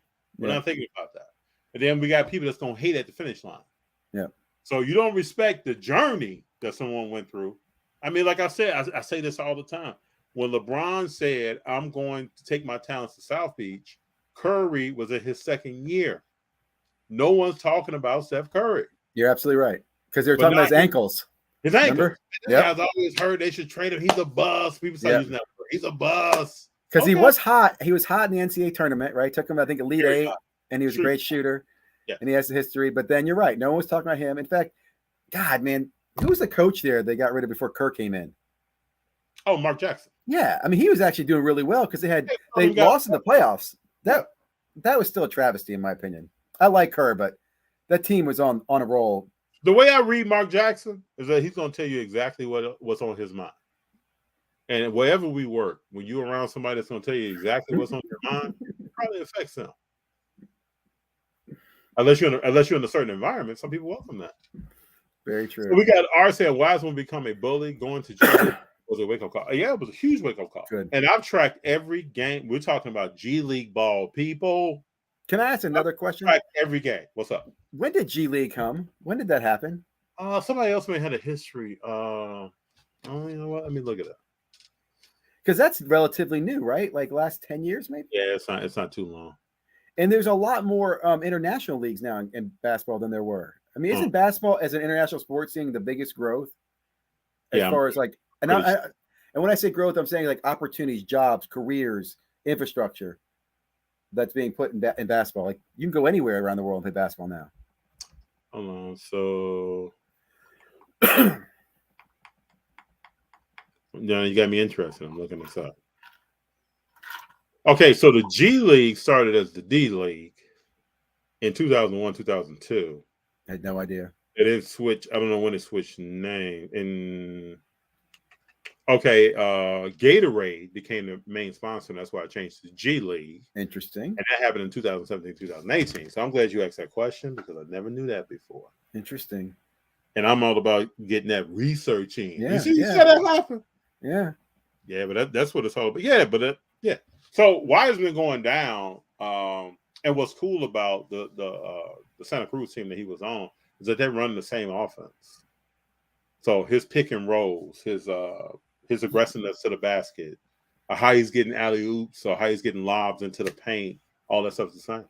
Okay, another foolish question. G League games. Mm-hmm. When are those played? Are those going on now, right? They're going on at the same time the NBA. Yeah, they have their own season. Yeah. Why aren't we going to those? Is that a place where I can go and get an autograph of a favorite player I like? Can I meet people there? Like a minor league game type of thing? That seems awesome. Yeah. I mean, if I was close to Santa Cruz, I know that's where I'll be. I got to look out here. I'm in DC. So I've got 4 sons, and my sons all love basketball. Oh, you should check it out, bro. I definitely need to. It's my oldest son, or my second oldest son, wants to do the the summer league in Las Vegas one year. We keep talking about that. But I didn't even think about that. There's got to be a G League team out here in the DC area. Yeah, you should check it out. I'll probably look something up too. I know you're gonna look it up, but that's really cool. So that's Kendall really cool. Says the Warriors rested the stars for the Boston game, as they should. They should challenge. Yeah, Gatorade. Gatorade. They should challenge these young guys. You can't just sit over here and win rings because Steph is balling now, and Clay is shooting shots. You got to come in here. You got to get some of this. You got to be challenged. People are getting paid.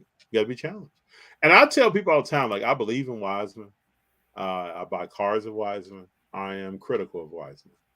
So I'm not the kind of person. I don't understand people who buy a car and be like, oh, that player is good. No, they're not.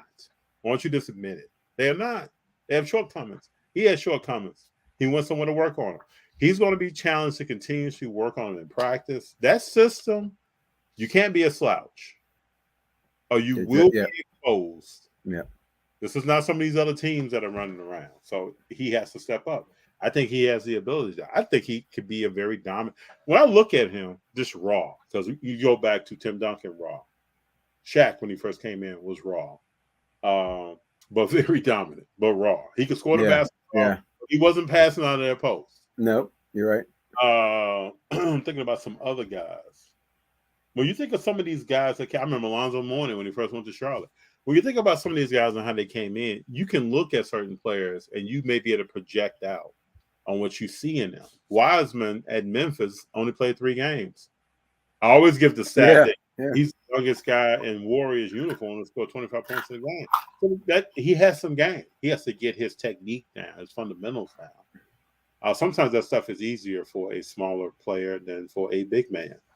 So we'll see. I'm tracking this game now. Yeah, I would say it'd be fun to see the Warriors win. I'm a LeBron. I would say not a LeBron fan, but I like Jordan more. So I'd like to see Stephen Curry win another ring while LeBron is playing. Oh, well, who's going to compare LeBron? Why is LeBron selling the court? I mean, I'd like to see him get a couple more rings personally, but we'll see what I happens. think he's going to get 6 before he hangs up them sneakers. That would be awesome. And I think these young guys who are being challenged are going to get him to that 6. That'll be awesome. At the same time, I will say that the NBA is wide open, in my opinion. Oh, it is. Because the Grizzlies could take them out, man. There's a lot of good teams right now. The East, you got the Boston.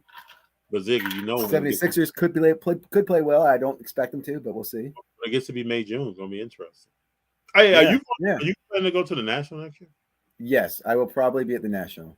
All right. The challenge for me, it's at a tricky time of the year where I have I'm in cybersecurity, and there's a cybersecurity conference that goes on the same time the National happens, apparently. Oh, really? So I'm always kind of conflicted. But last year it was local. I was able to hit New Jersey because it's close to me. But next year I think I could fly through Chicago, spend a day. I'm not a person who would go to the National for all 4 days, but I'll definitely go there for a day or so. Yeah, I think if I'm there, it will be less than 4 days. I don't see myself. I've become pretty good at blitzing the area, so I see a lot of it. And if anybody sees me, say what's up. Now you're gonna be what shows are you going to? They're coming up. Anything before the end of the year? There's some premiere shows here in LA that I'll be at. And then Burbank's February, right? That'll be a big show. Whole weekend. I'm thinking about trying to get out for that, but we'll see. I don't want to say anything yet. And then Del Mar is end of March, 24th through 26th. How far is the Burbank location from the Burbank airport? It's really close, isn't it? Well, the location has moved. So the first show was at the Burbank Convention Center. Now it's going to be in Ontario. So you can fly right into Ontario. I was going to say that, yes. It's a very large airport. Yep. I have actually flown there. I actually think I flew from Ontario to LA one time on a small plane that's like a which is ridiculous. I didn't realize there's that many airports out there. Oh yeah, man. Yeah. LA is stuff everywhere. Yeah. Camden says Wiseman can turn it around. Look at Bobo. I mean, you gotta get these big people. You know, anybody that's thinking a big man's gonna come in and dominate from day one. Okay. It's not gonna happen. You're right. You got to give him time. And then you got to worry about injury and longevity. Wiseman's already been hurt. So what do you think about prospecting? As we said today, December 7th. Yeah. We're talking. Is prospecting dead? What sport? Actually, I'd say it's not dead, but it depends on the sport and how you prospect. Right. Okay. So, for example, if you're in football, the only prospecting that I would ever do is you can buy quarterbacks, and you only buy quarterbacks in certain products, and you get out quick. Mm-hmm. I'm not in a quarterback multiple years, and I don't. Like I said, I haven't been in quarterbacks in a couple of years. I like prospecting in basketball the most because I enjoy watching basketball. So I feel like I have the most research in it, and I feel like basketball, in my opinion, a player gets about 3 years before you make a decision. I agree. Right. So you have a time where you can buy. You could be buying rookies right now, this year's class that no one's talking about. Hold them for 3 years, and then decide. In fact, where I made a lot of money in 2020 was I had the 2017-18. Like I would buy a case of basketball every year until it got too expensive with my sons, and we would save all our cards. So when all those rookies were going worth lots of money, I had them all sitting around. You know what I'm saying? I had tons of base cards and tons of color cards. So they're still prospecting that. That's why I also like ripping basketball, because I can rip a basketball box. And again, if you're patient and I don't feel like I have to go out and sell everything right away, I can put those rookies away for 3 years, come back. And in the past, I've gotten a return on that. Now, I'm not saying that's the case now, but you could. That's why I tell everybody, penny sleeve and top loader is your friend. Yeah. And patience. Patience is your friend in the hobby, too. But is there real patience in the hobby, though? No, see, but here's the thing. Those people who are doing well are very patient. Those people who are not doing well lack the patience in many ways, right? Because we all know the cycles. We all know the systems. Maybe it's not the right day to the right month, but we know you're right. When a quarterback makes a run in the playoffs and goes to the Super Bowl, his cards are going to go up, right? We can see these trends. Yep. So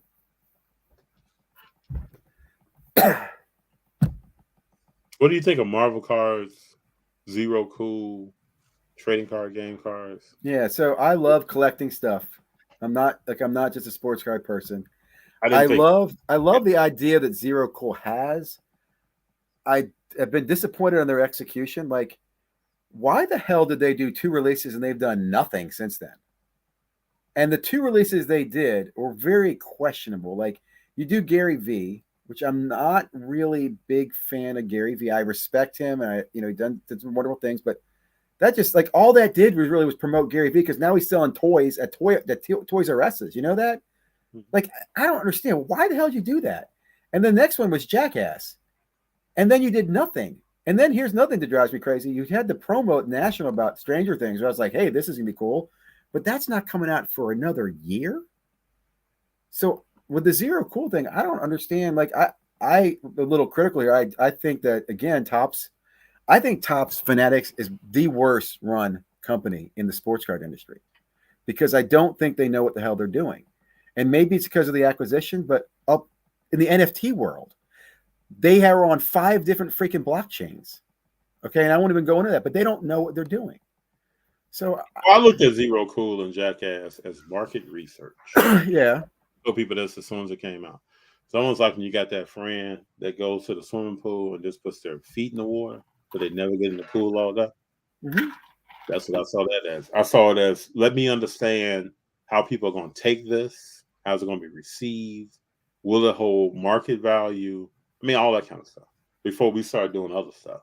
And the response from both of those may have changed some business plans that may take a year to execute.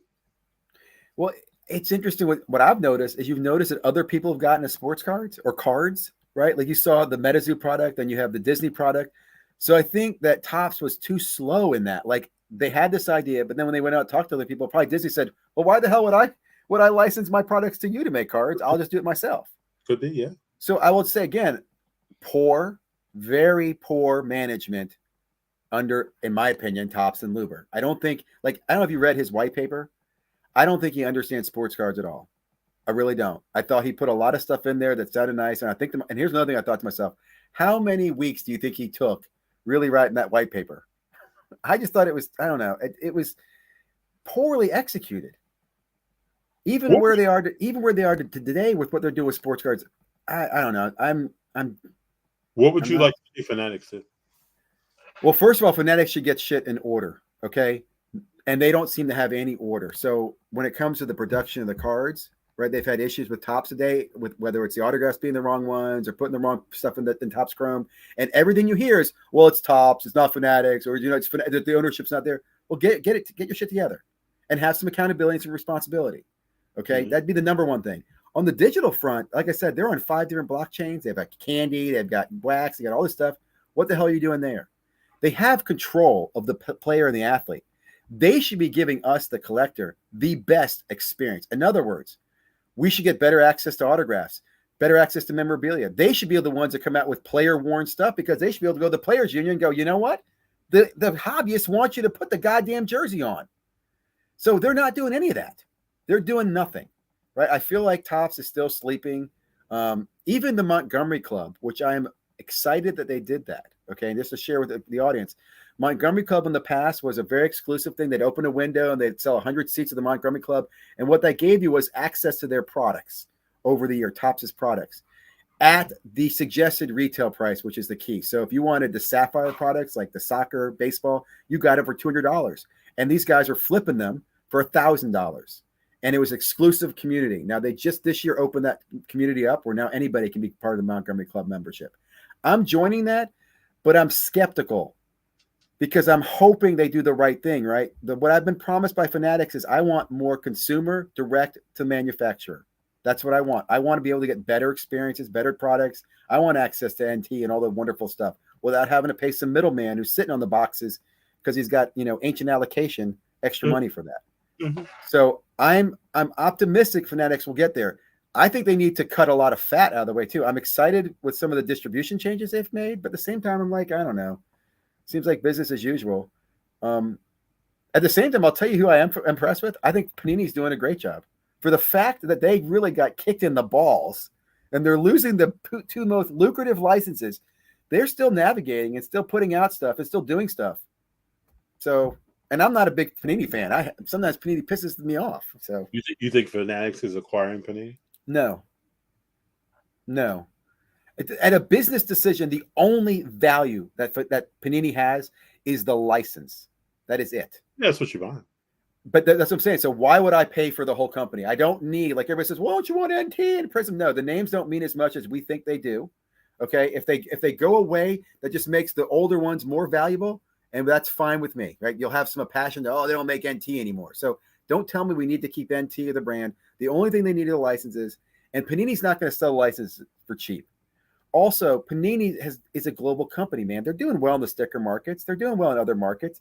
They do well in their NFT market, right? I actually think that can still be the future in many ways if it's executed properly. So I think Panini does not need to be bought. I also will tell you this too. In every market, you need a number two, right? Like I look at the database world, you're probably familiar with the company Oracle. Oracle needs to have another number two to beat on.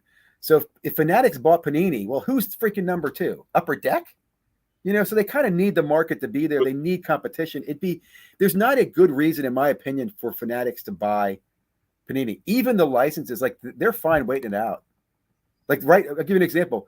Fanatics can make football products. They can make basketball products that aren't licensed. They don't have the things. They're still going to make money the next 2 years. They're not going to lose enough revenue that's worth, in my opinion, overpaying for those licenses. So therefore, why buy Panini? I see your point. And again, too, if it's going to happen, why hasn't it happened by now, guys? I think it's funny. Like, why have they not done it by now?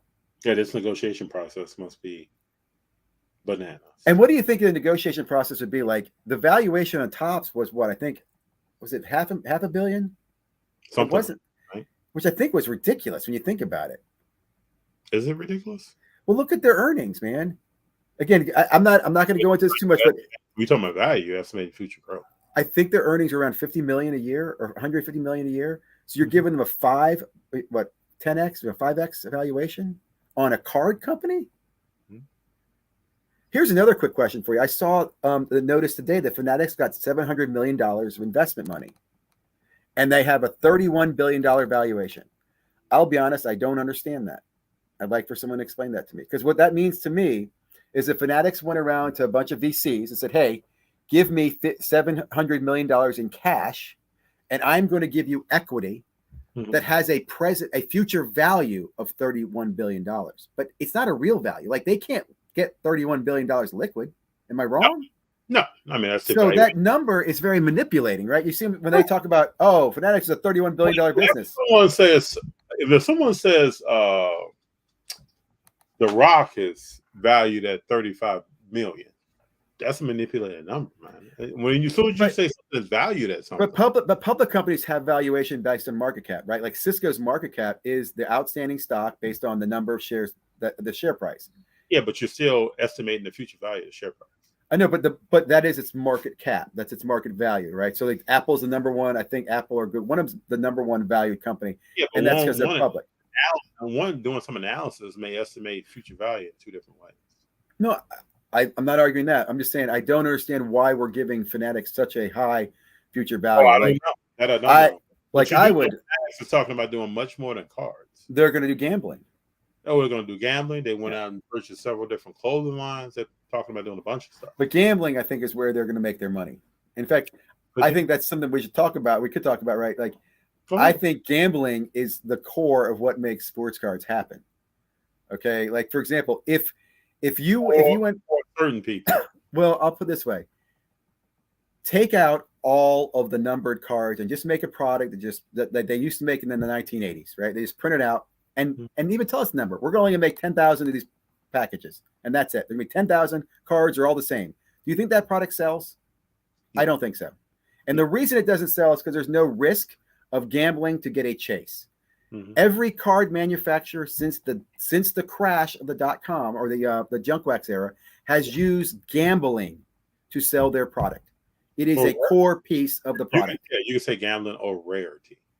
It's gambling because it's not rarity, because I can give you again a product that I only make 1,000 of them, but it's all the same. It's all base, and you're not going to want the same. It's rare. It's only 1,000, only 10,000. That's rare. I mean, if you had a 1 out of 5 Jonathan Kuminga card, and I bought the single card 1 out of 5, I guess there's a level of gamble of risk there. But the gamble is getting the card. It's not the buying. It's the gamble me opening the pack to get the numbered 5. Yeah, I think you're coming from the pack opening. Like, I'm not opening any pack. But again, let me start there. What's the manufacturer's job doing? They're selling you a product to open. They're not selling you singles.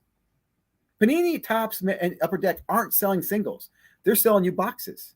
Yeah, but I understand that, Ziggy. But the life cycle of the card, the opening of the pack is only a small portion of it. I understand, but they also don't know when they create the card, the lifestyle of the card. Like they make every card's the same, but like you said, it's the player, the performance, it changes the lifestyle of the card. So my point is, when manufacturers make a product, they are advertising it and selling it on gambling.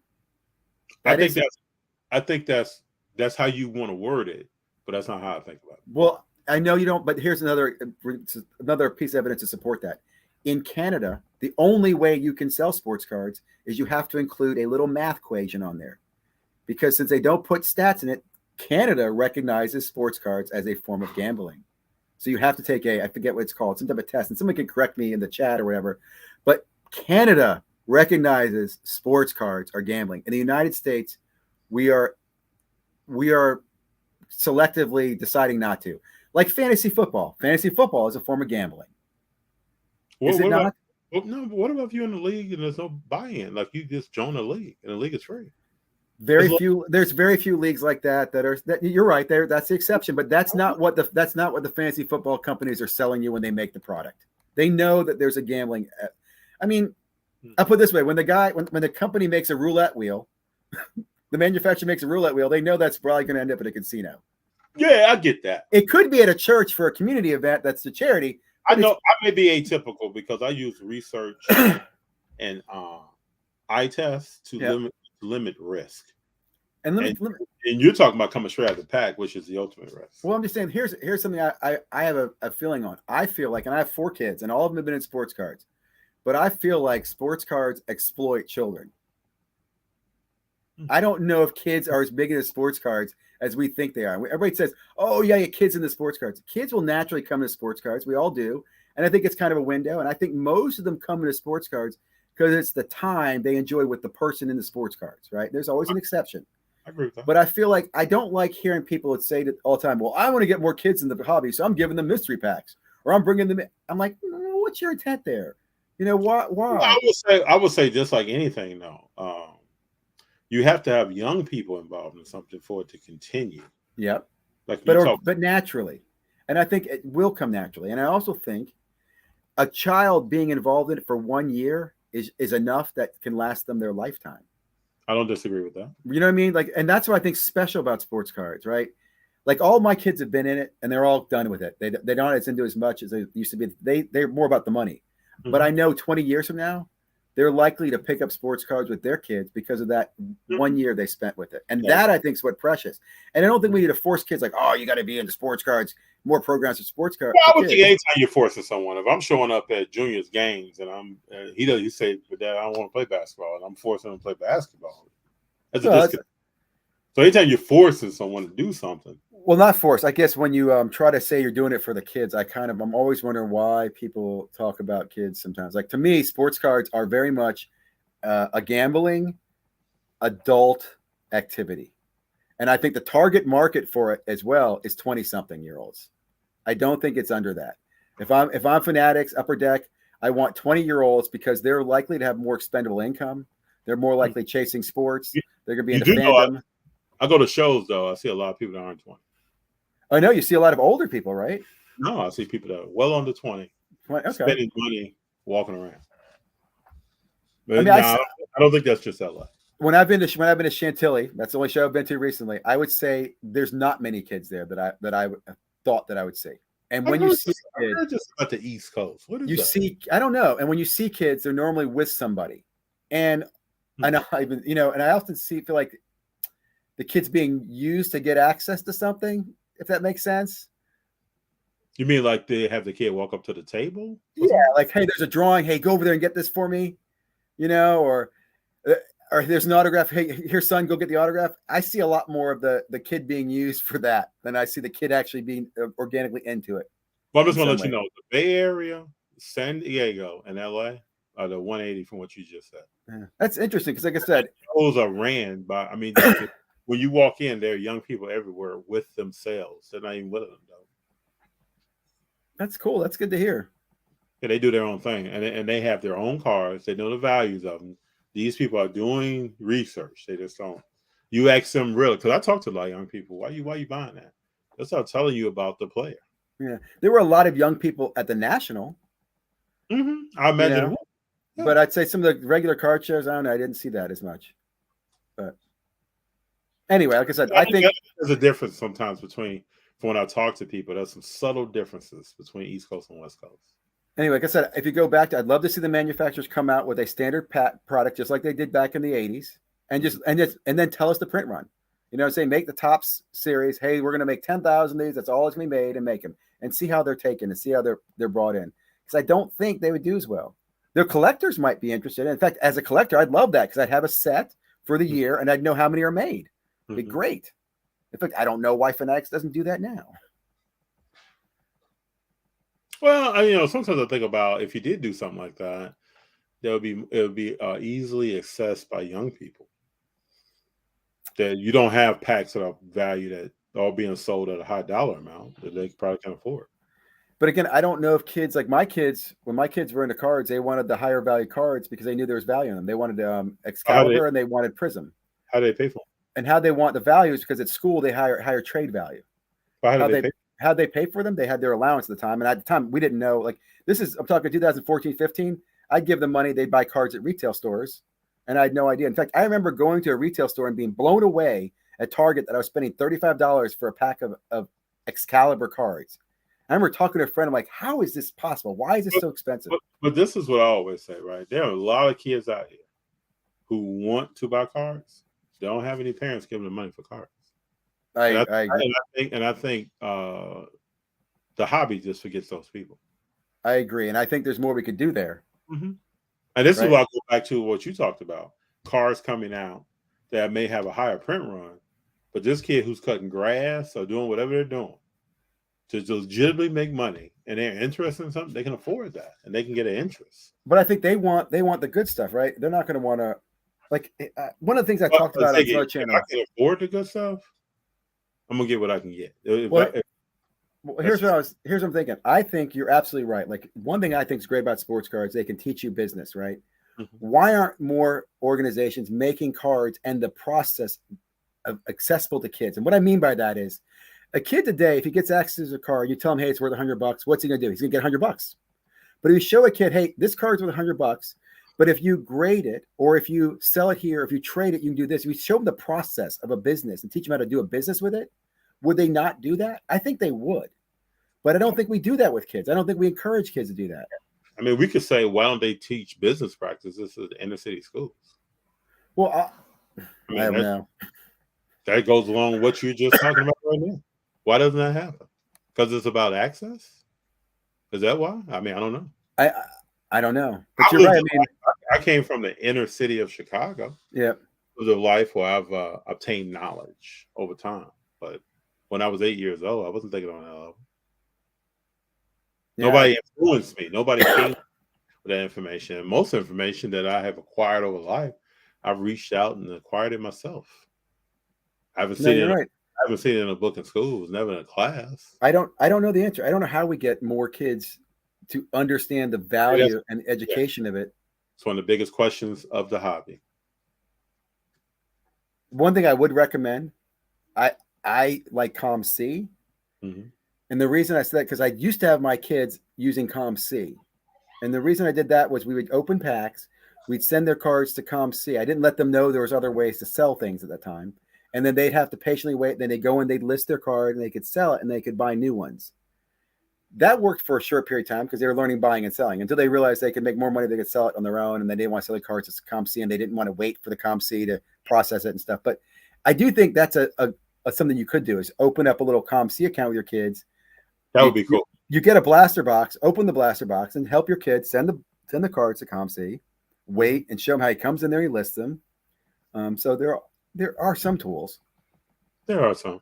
So did we talk about PPP loans on this show? We started there a little bit, but we didn't really go deep into it. Well, what are your thoughts about? So Jeff Wilson put out a video. Did you watch this video? I did. What'd you think? So my first thoughts are, I'll take it like this. I've been following this for a long time, and I mean Jeff and all the drama. People have been waiting for 3 years to find something to attack Jeff on. Why is that? Greed and envy are my opinion. And what I mean by that is envy before greed in this situation. I think people are envious of Jeff because of the success he's had and what he did. Mm-hmm. And greed, they look at him and go, "You've got $2 million and you're showing all this stuff. You must be greedy." So they're misunderstanding. It's bad optics. It's poor optics.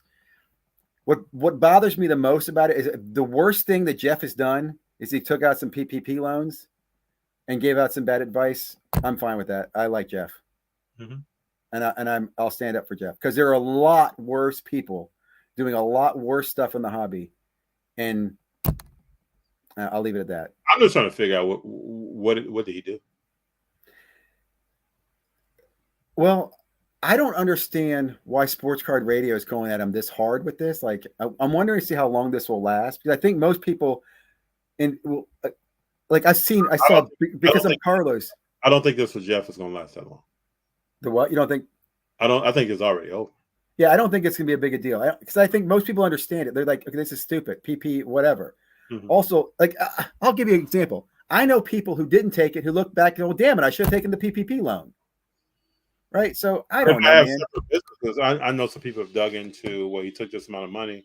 He had 54 employees and this, and this. But and again, like I said, I don't know the inner workings of his business. I can't speak on the inner workings of his business and what cost what and how much was his office space costing him. I don't know all that. But I do know that if I take money for a business, A, it has nothing to do with business B. Yeah. So well, he did. I don't know. And also this too, what I do know is I watched him grow his business. Like I did think that was interesting that he did grow. Like there are more people came on board. He hired people. He hires people on full like lives. He's providing livelihood for people. I can't knock that. Also, but I just go back to just like, we're talking about PPP. We don't sound like we're talking about Jeff, but I never understand why people hate on Jeff. And I just think about stuff like I try to actually think about stuff, not just have an emotion about a particular person, but actually think about if I put a video up right now when I get off with you and I say buy these 5 players, and you decide to go out and buy them because I said that, and something doesn't work out well for you, why do you feel a certain way about me? It shouldn't. Ownership. Yeah. Lost word in the hobby. I don't know. Nobody really talks about that. Nobody uses that word. When did you start your channel? 2000 May of 2021. Okay, so in 2019, when Jeff launched his channel, in my opinion, he was one of the first ones who used the word invest and profit in the hobby. Mm-hmm. After that, everybody did it, but we didn't talk about it. As an example, when I was in breaks, no one would talk about the value of a card when it came out. After Jeff came out, that changed and that word changed. And I remember, and I'm telling you this because I was friends with a lot of different people. Bench Clear Media, I know the Bench Clear Media guys. I know the Card Ladder guys. I know a lot of people. At that time, all had their little things going on. And a lot of them did not like, and I'm not going to say anyone specifically, but the energy was they didn't like what Jeff was doing. He kind of was ruffling feathers. He came out of nowhere.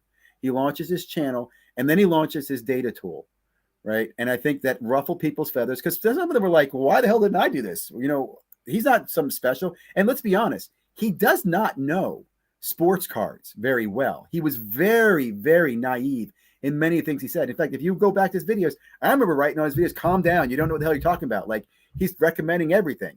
So I think people are very critical of that. Now, fast forward, a lot of people did well over Jeff. I'll give you a great example. The Card Ladder guys were on Jeff's channel, and then they later spin off a competing solution against him. And then they end up attacking him. They're one of his biggest adversaries who loves to throw mud at him, but they wouldn't be here today if it wasn't for him. Mm-hmm. You know what I'm saying? There's so many businesses that have been started because of what Jeff did by profiting off the hobby. Yes. So I don't know. With that, though, I think a lot of jealousy, envy. Another thing I'll tell you that I saw in a lot of the comments, and I think you asked this, what do you recommend somebody new come to the hobby? I would recommend somebody new to the hobby, get a good mentor. Because if you lay down with the wrong mentor, you're going to find yourself in trouble. And in my opinion, Jeff put himself with some poor mentors. Okay, some poor people in the hobby who have some shady past. And then it makes it very easy to take shots at him. Oh, he's with him and that person's bad. He must be bad. And I don't know, like he's certain people on his show that he endorses. I'm like, I don't know. Like, have you even thought about this guy, Jeff?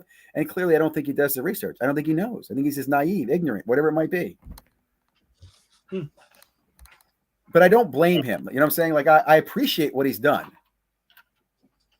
Let's think about stuff. Maybe I think about stuff in a different way. I don't know if I did business with, I don't know. I mean, I'd be interesting. Another thing I'll say too. But can you be successful and not run across somebody that somebody doesn't like and you do business with them? Or somebody thinks someone did them wrong and you do business with them and be successful? You're right. You're going to have enemies, right? I mean, let's be successful at what you're doing.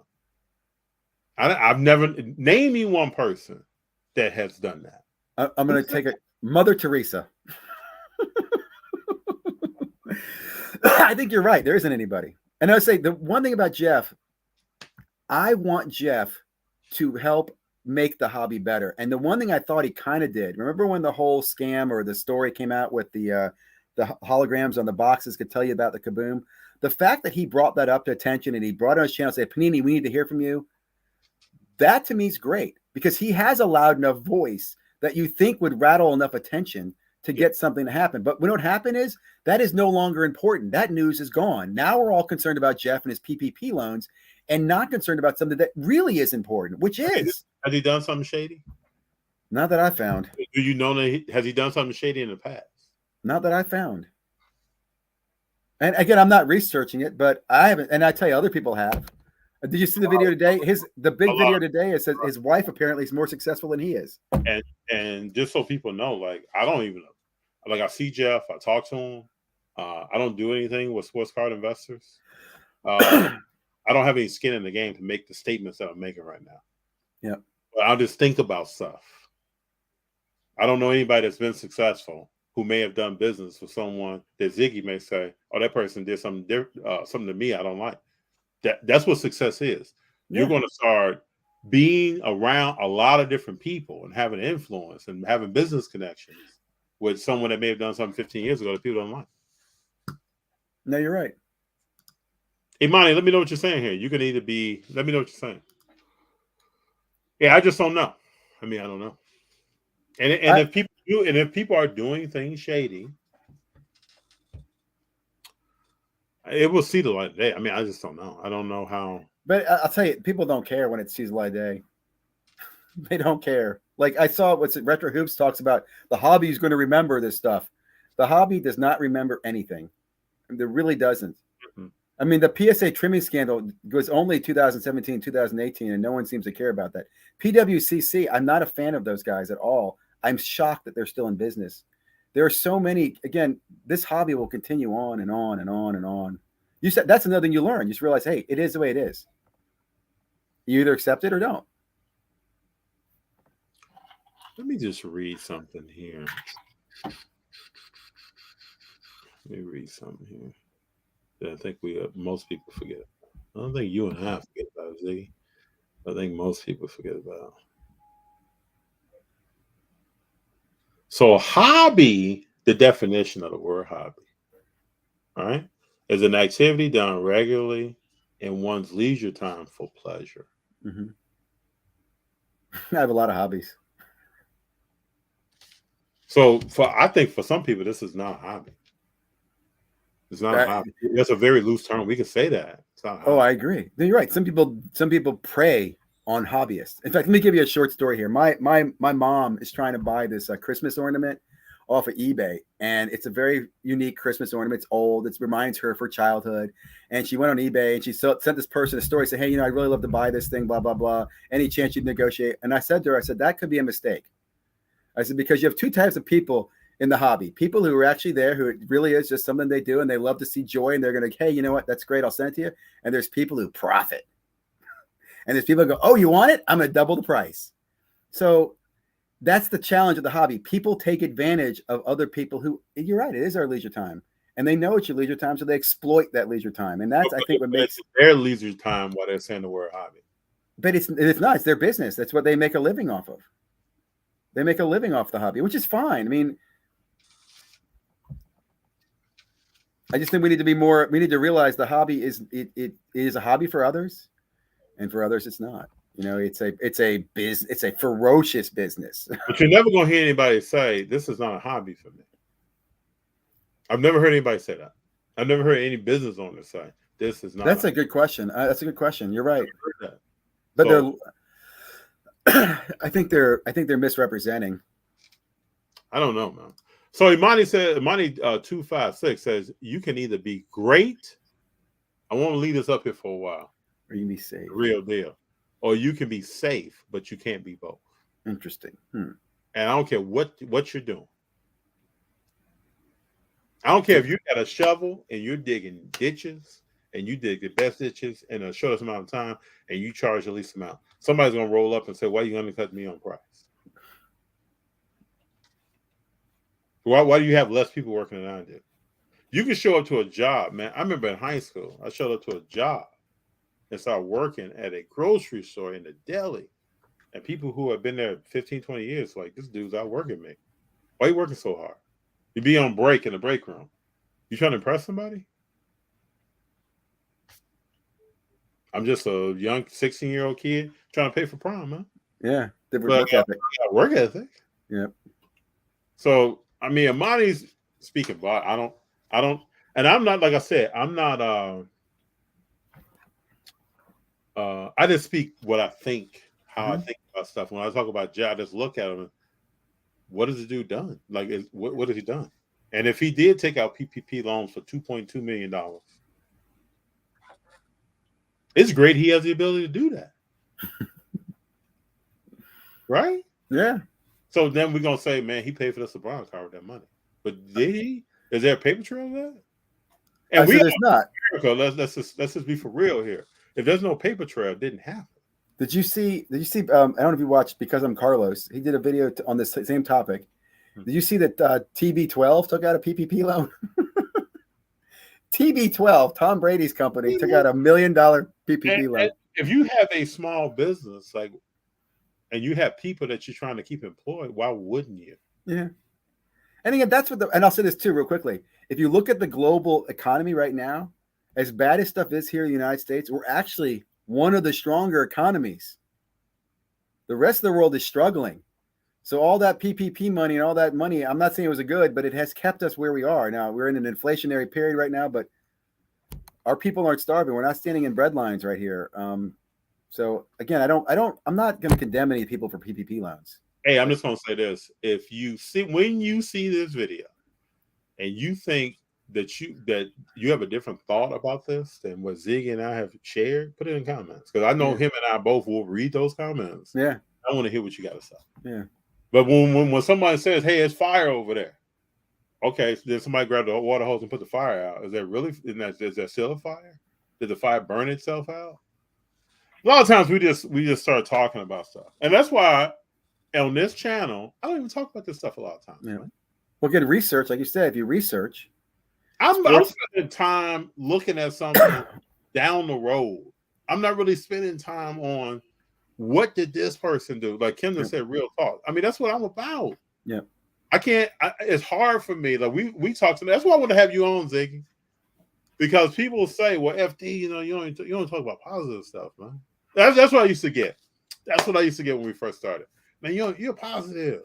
You're just so positive. You don't talk about positive. Now people say, man, you're real. You're just real.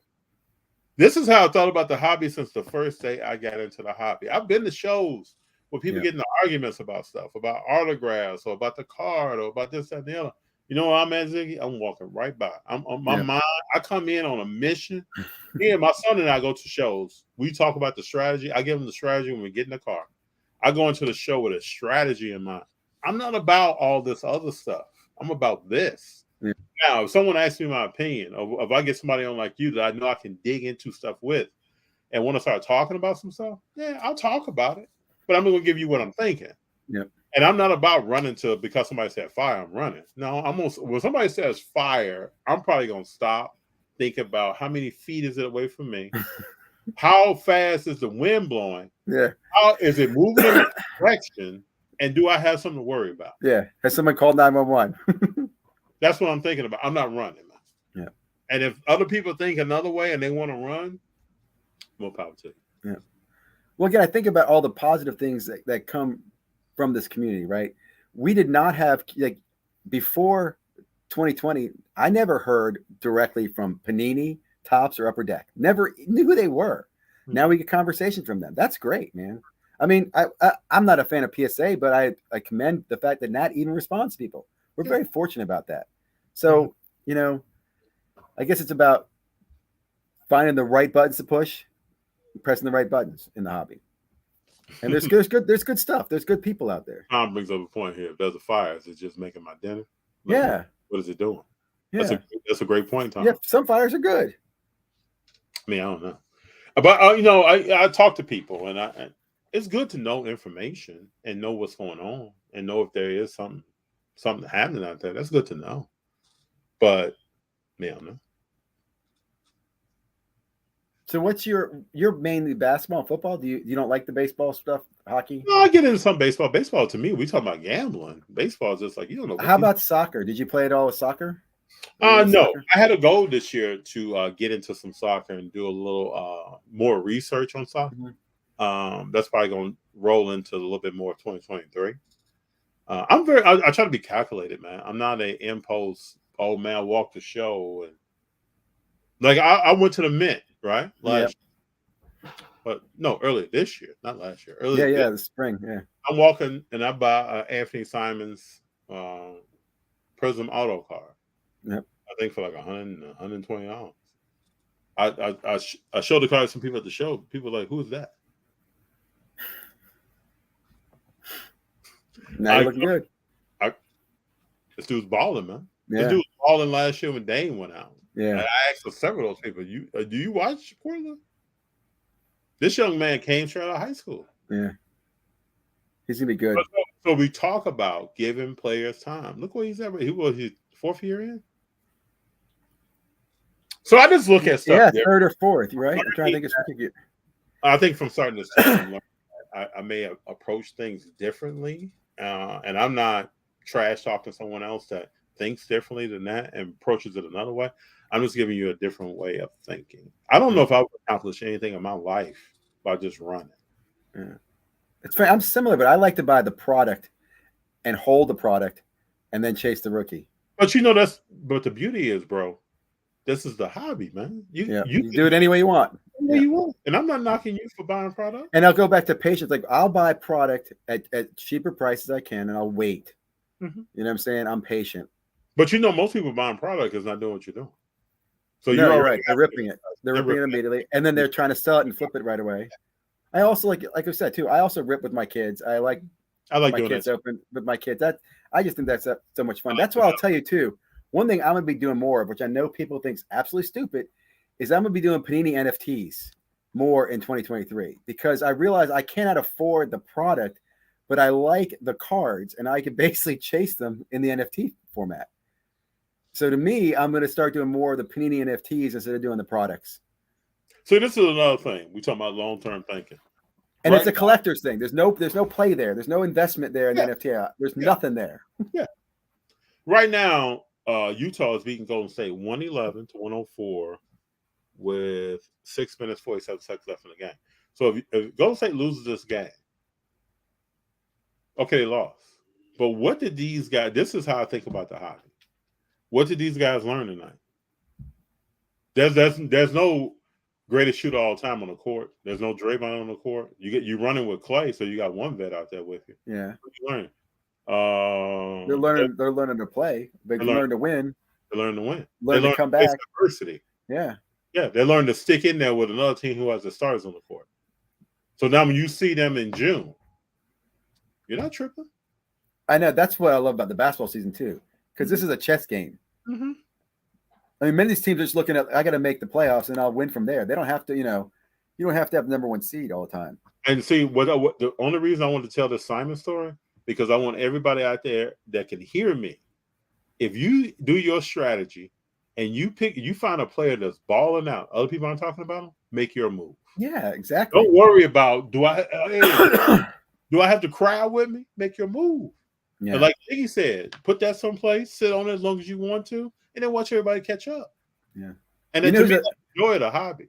Cajun. See, like Halliburton, a lot of people disrespecting Halliburton. He moved from Sacramento to Indiana, ball now. Yeah, he's an old school facilitator of the basketball. I feel like Fox needed to move. He does need to move, right? Because he's another good player, very good player. But he is. I would hope in the next 3 years he doesn't pull his Dame Lillard. I would hope he will sign a contract someplace else. Yeah, I would too. He's left-handed. He can finish with both. Yep. He's a great player, man. He's fast. He's strong. He can jump. He can shoot. Fox. But remember, back in college, when he was at Kentucky and Lonzo Ball was at UCLA, they always tried to compare them to. Right? Yeah, you're right. You're right. There's no comparison now. Not at all. I like Lonzo. When Lonzo went to the Bulls, I like him a lot. Lonzo's dad did the best job of marketing for him. I tell people all the time that man should be celebrated more than he is disliked. Vilified, yeah. Came from South Central California and took his 3 sons to a whole nother level. Yeah. And I don't care how much he talked. I don't care how much he said, I killed Jordan in a one-on-one game. Yep. Okay. Yep. But he got somebody listening. He's a great father, man. He gave his sons great lives. You're absolutely right. You should give him more. And you haven't heard really anything about those 3 guys. I don't know what we're here in the future, but you haven't really heard too much about them doing something, on a whole nother level. Yeah. So, but Ziggy, I've enjoyed having you. We've been here 2 hours, man. I know, man. I love it. I love it. I've really enjoyed this time with you, man. I would love to have you back too. Please. Probably, sometime in 2023, have you back because we have good conversations, and that's what it's all about. I absolutely, and I'd love to have you on my channel as well as I. Anytime, man. Forward, man. Yeah, anytime. I will. I'm definitely will be rolling with FD. Thank you, brother. Honestly, I really love what you're doing. In fact, I'll probably reach out. I have some questions about some of the stuff you've done, some of your editing. Okay. Like I said, it started early off. I love what you're doing with just the news clips. And you put out that stuff. I think that's awesome. Are you doing TikTok too? I'm on TikTok, but I don't do a lot with TikTok. Somebody just asked me today. Imani, I was talking to Imani. He asked me today, like, man, you on TikTok? I need to do more on there. You would do really well on there. And it's funny. I'm not doing anything. I just started there and I couldn't keep up with it. I think it's an untouched platform that needs something. I don't know if you follow Coach Co. He does really great stuff on TikTok. He's the only guy I follow. Coach Co. Koe. Really good TikTok stuff. He's got like the little mustache out of Canada. I'm gonna challenge myself in December when I have a little time off of work. I'm gonna try to hit TikTok hard. Yeah, because I think your content would do really well there because, like I said, you guys do a lot of Instagram stuff. I'm surprised you're not there yet. I've heard people say that. Although, do you see right now that they're trying to shut down TikTok? Maryland, the government right next to us just made it illegal to use TikTok if you're in the Maryland government because of the Chinese or something. Oh, I'm not shocked. Anyway, we got something on Twitter. We got TikTok. Yeah. But brother, I really appreciate you.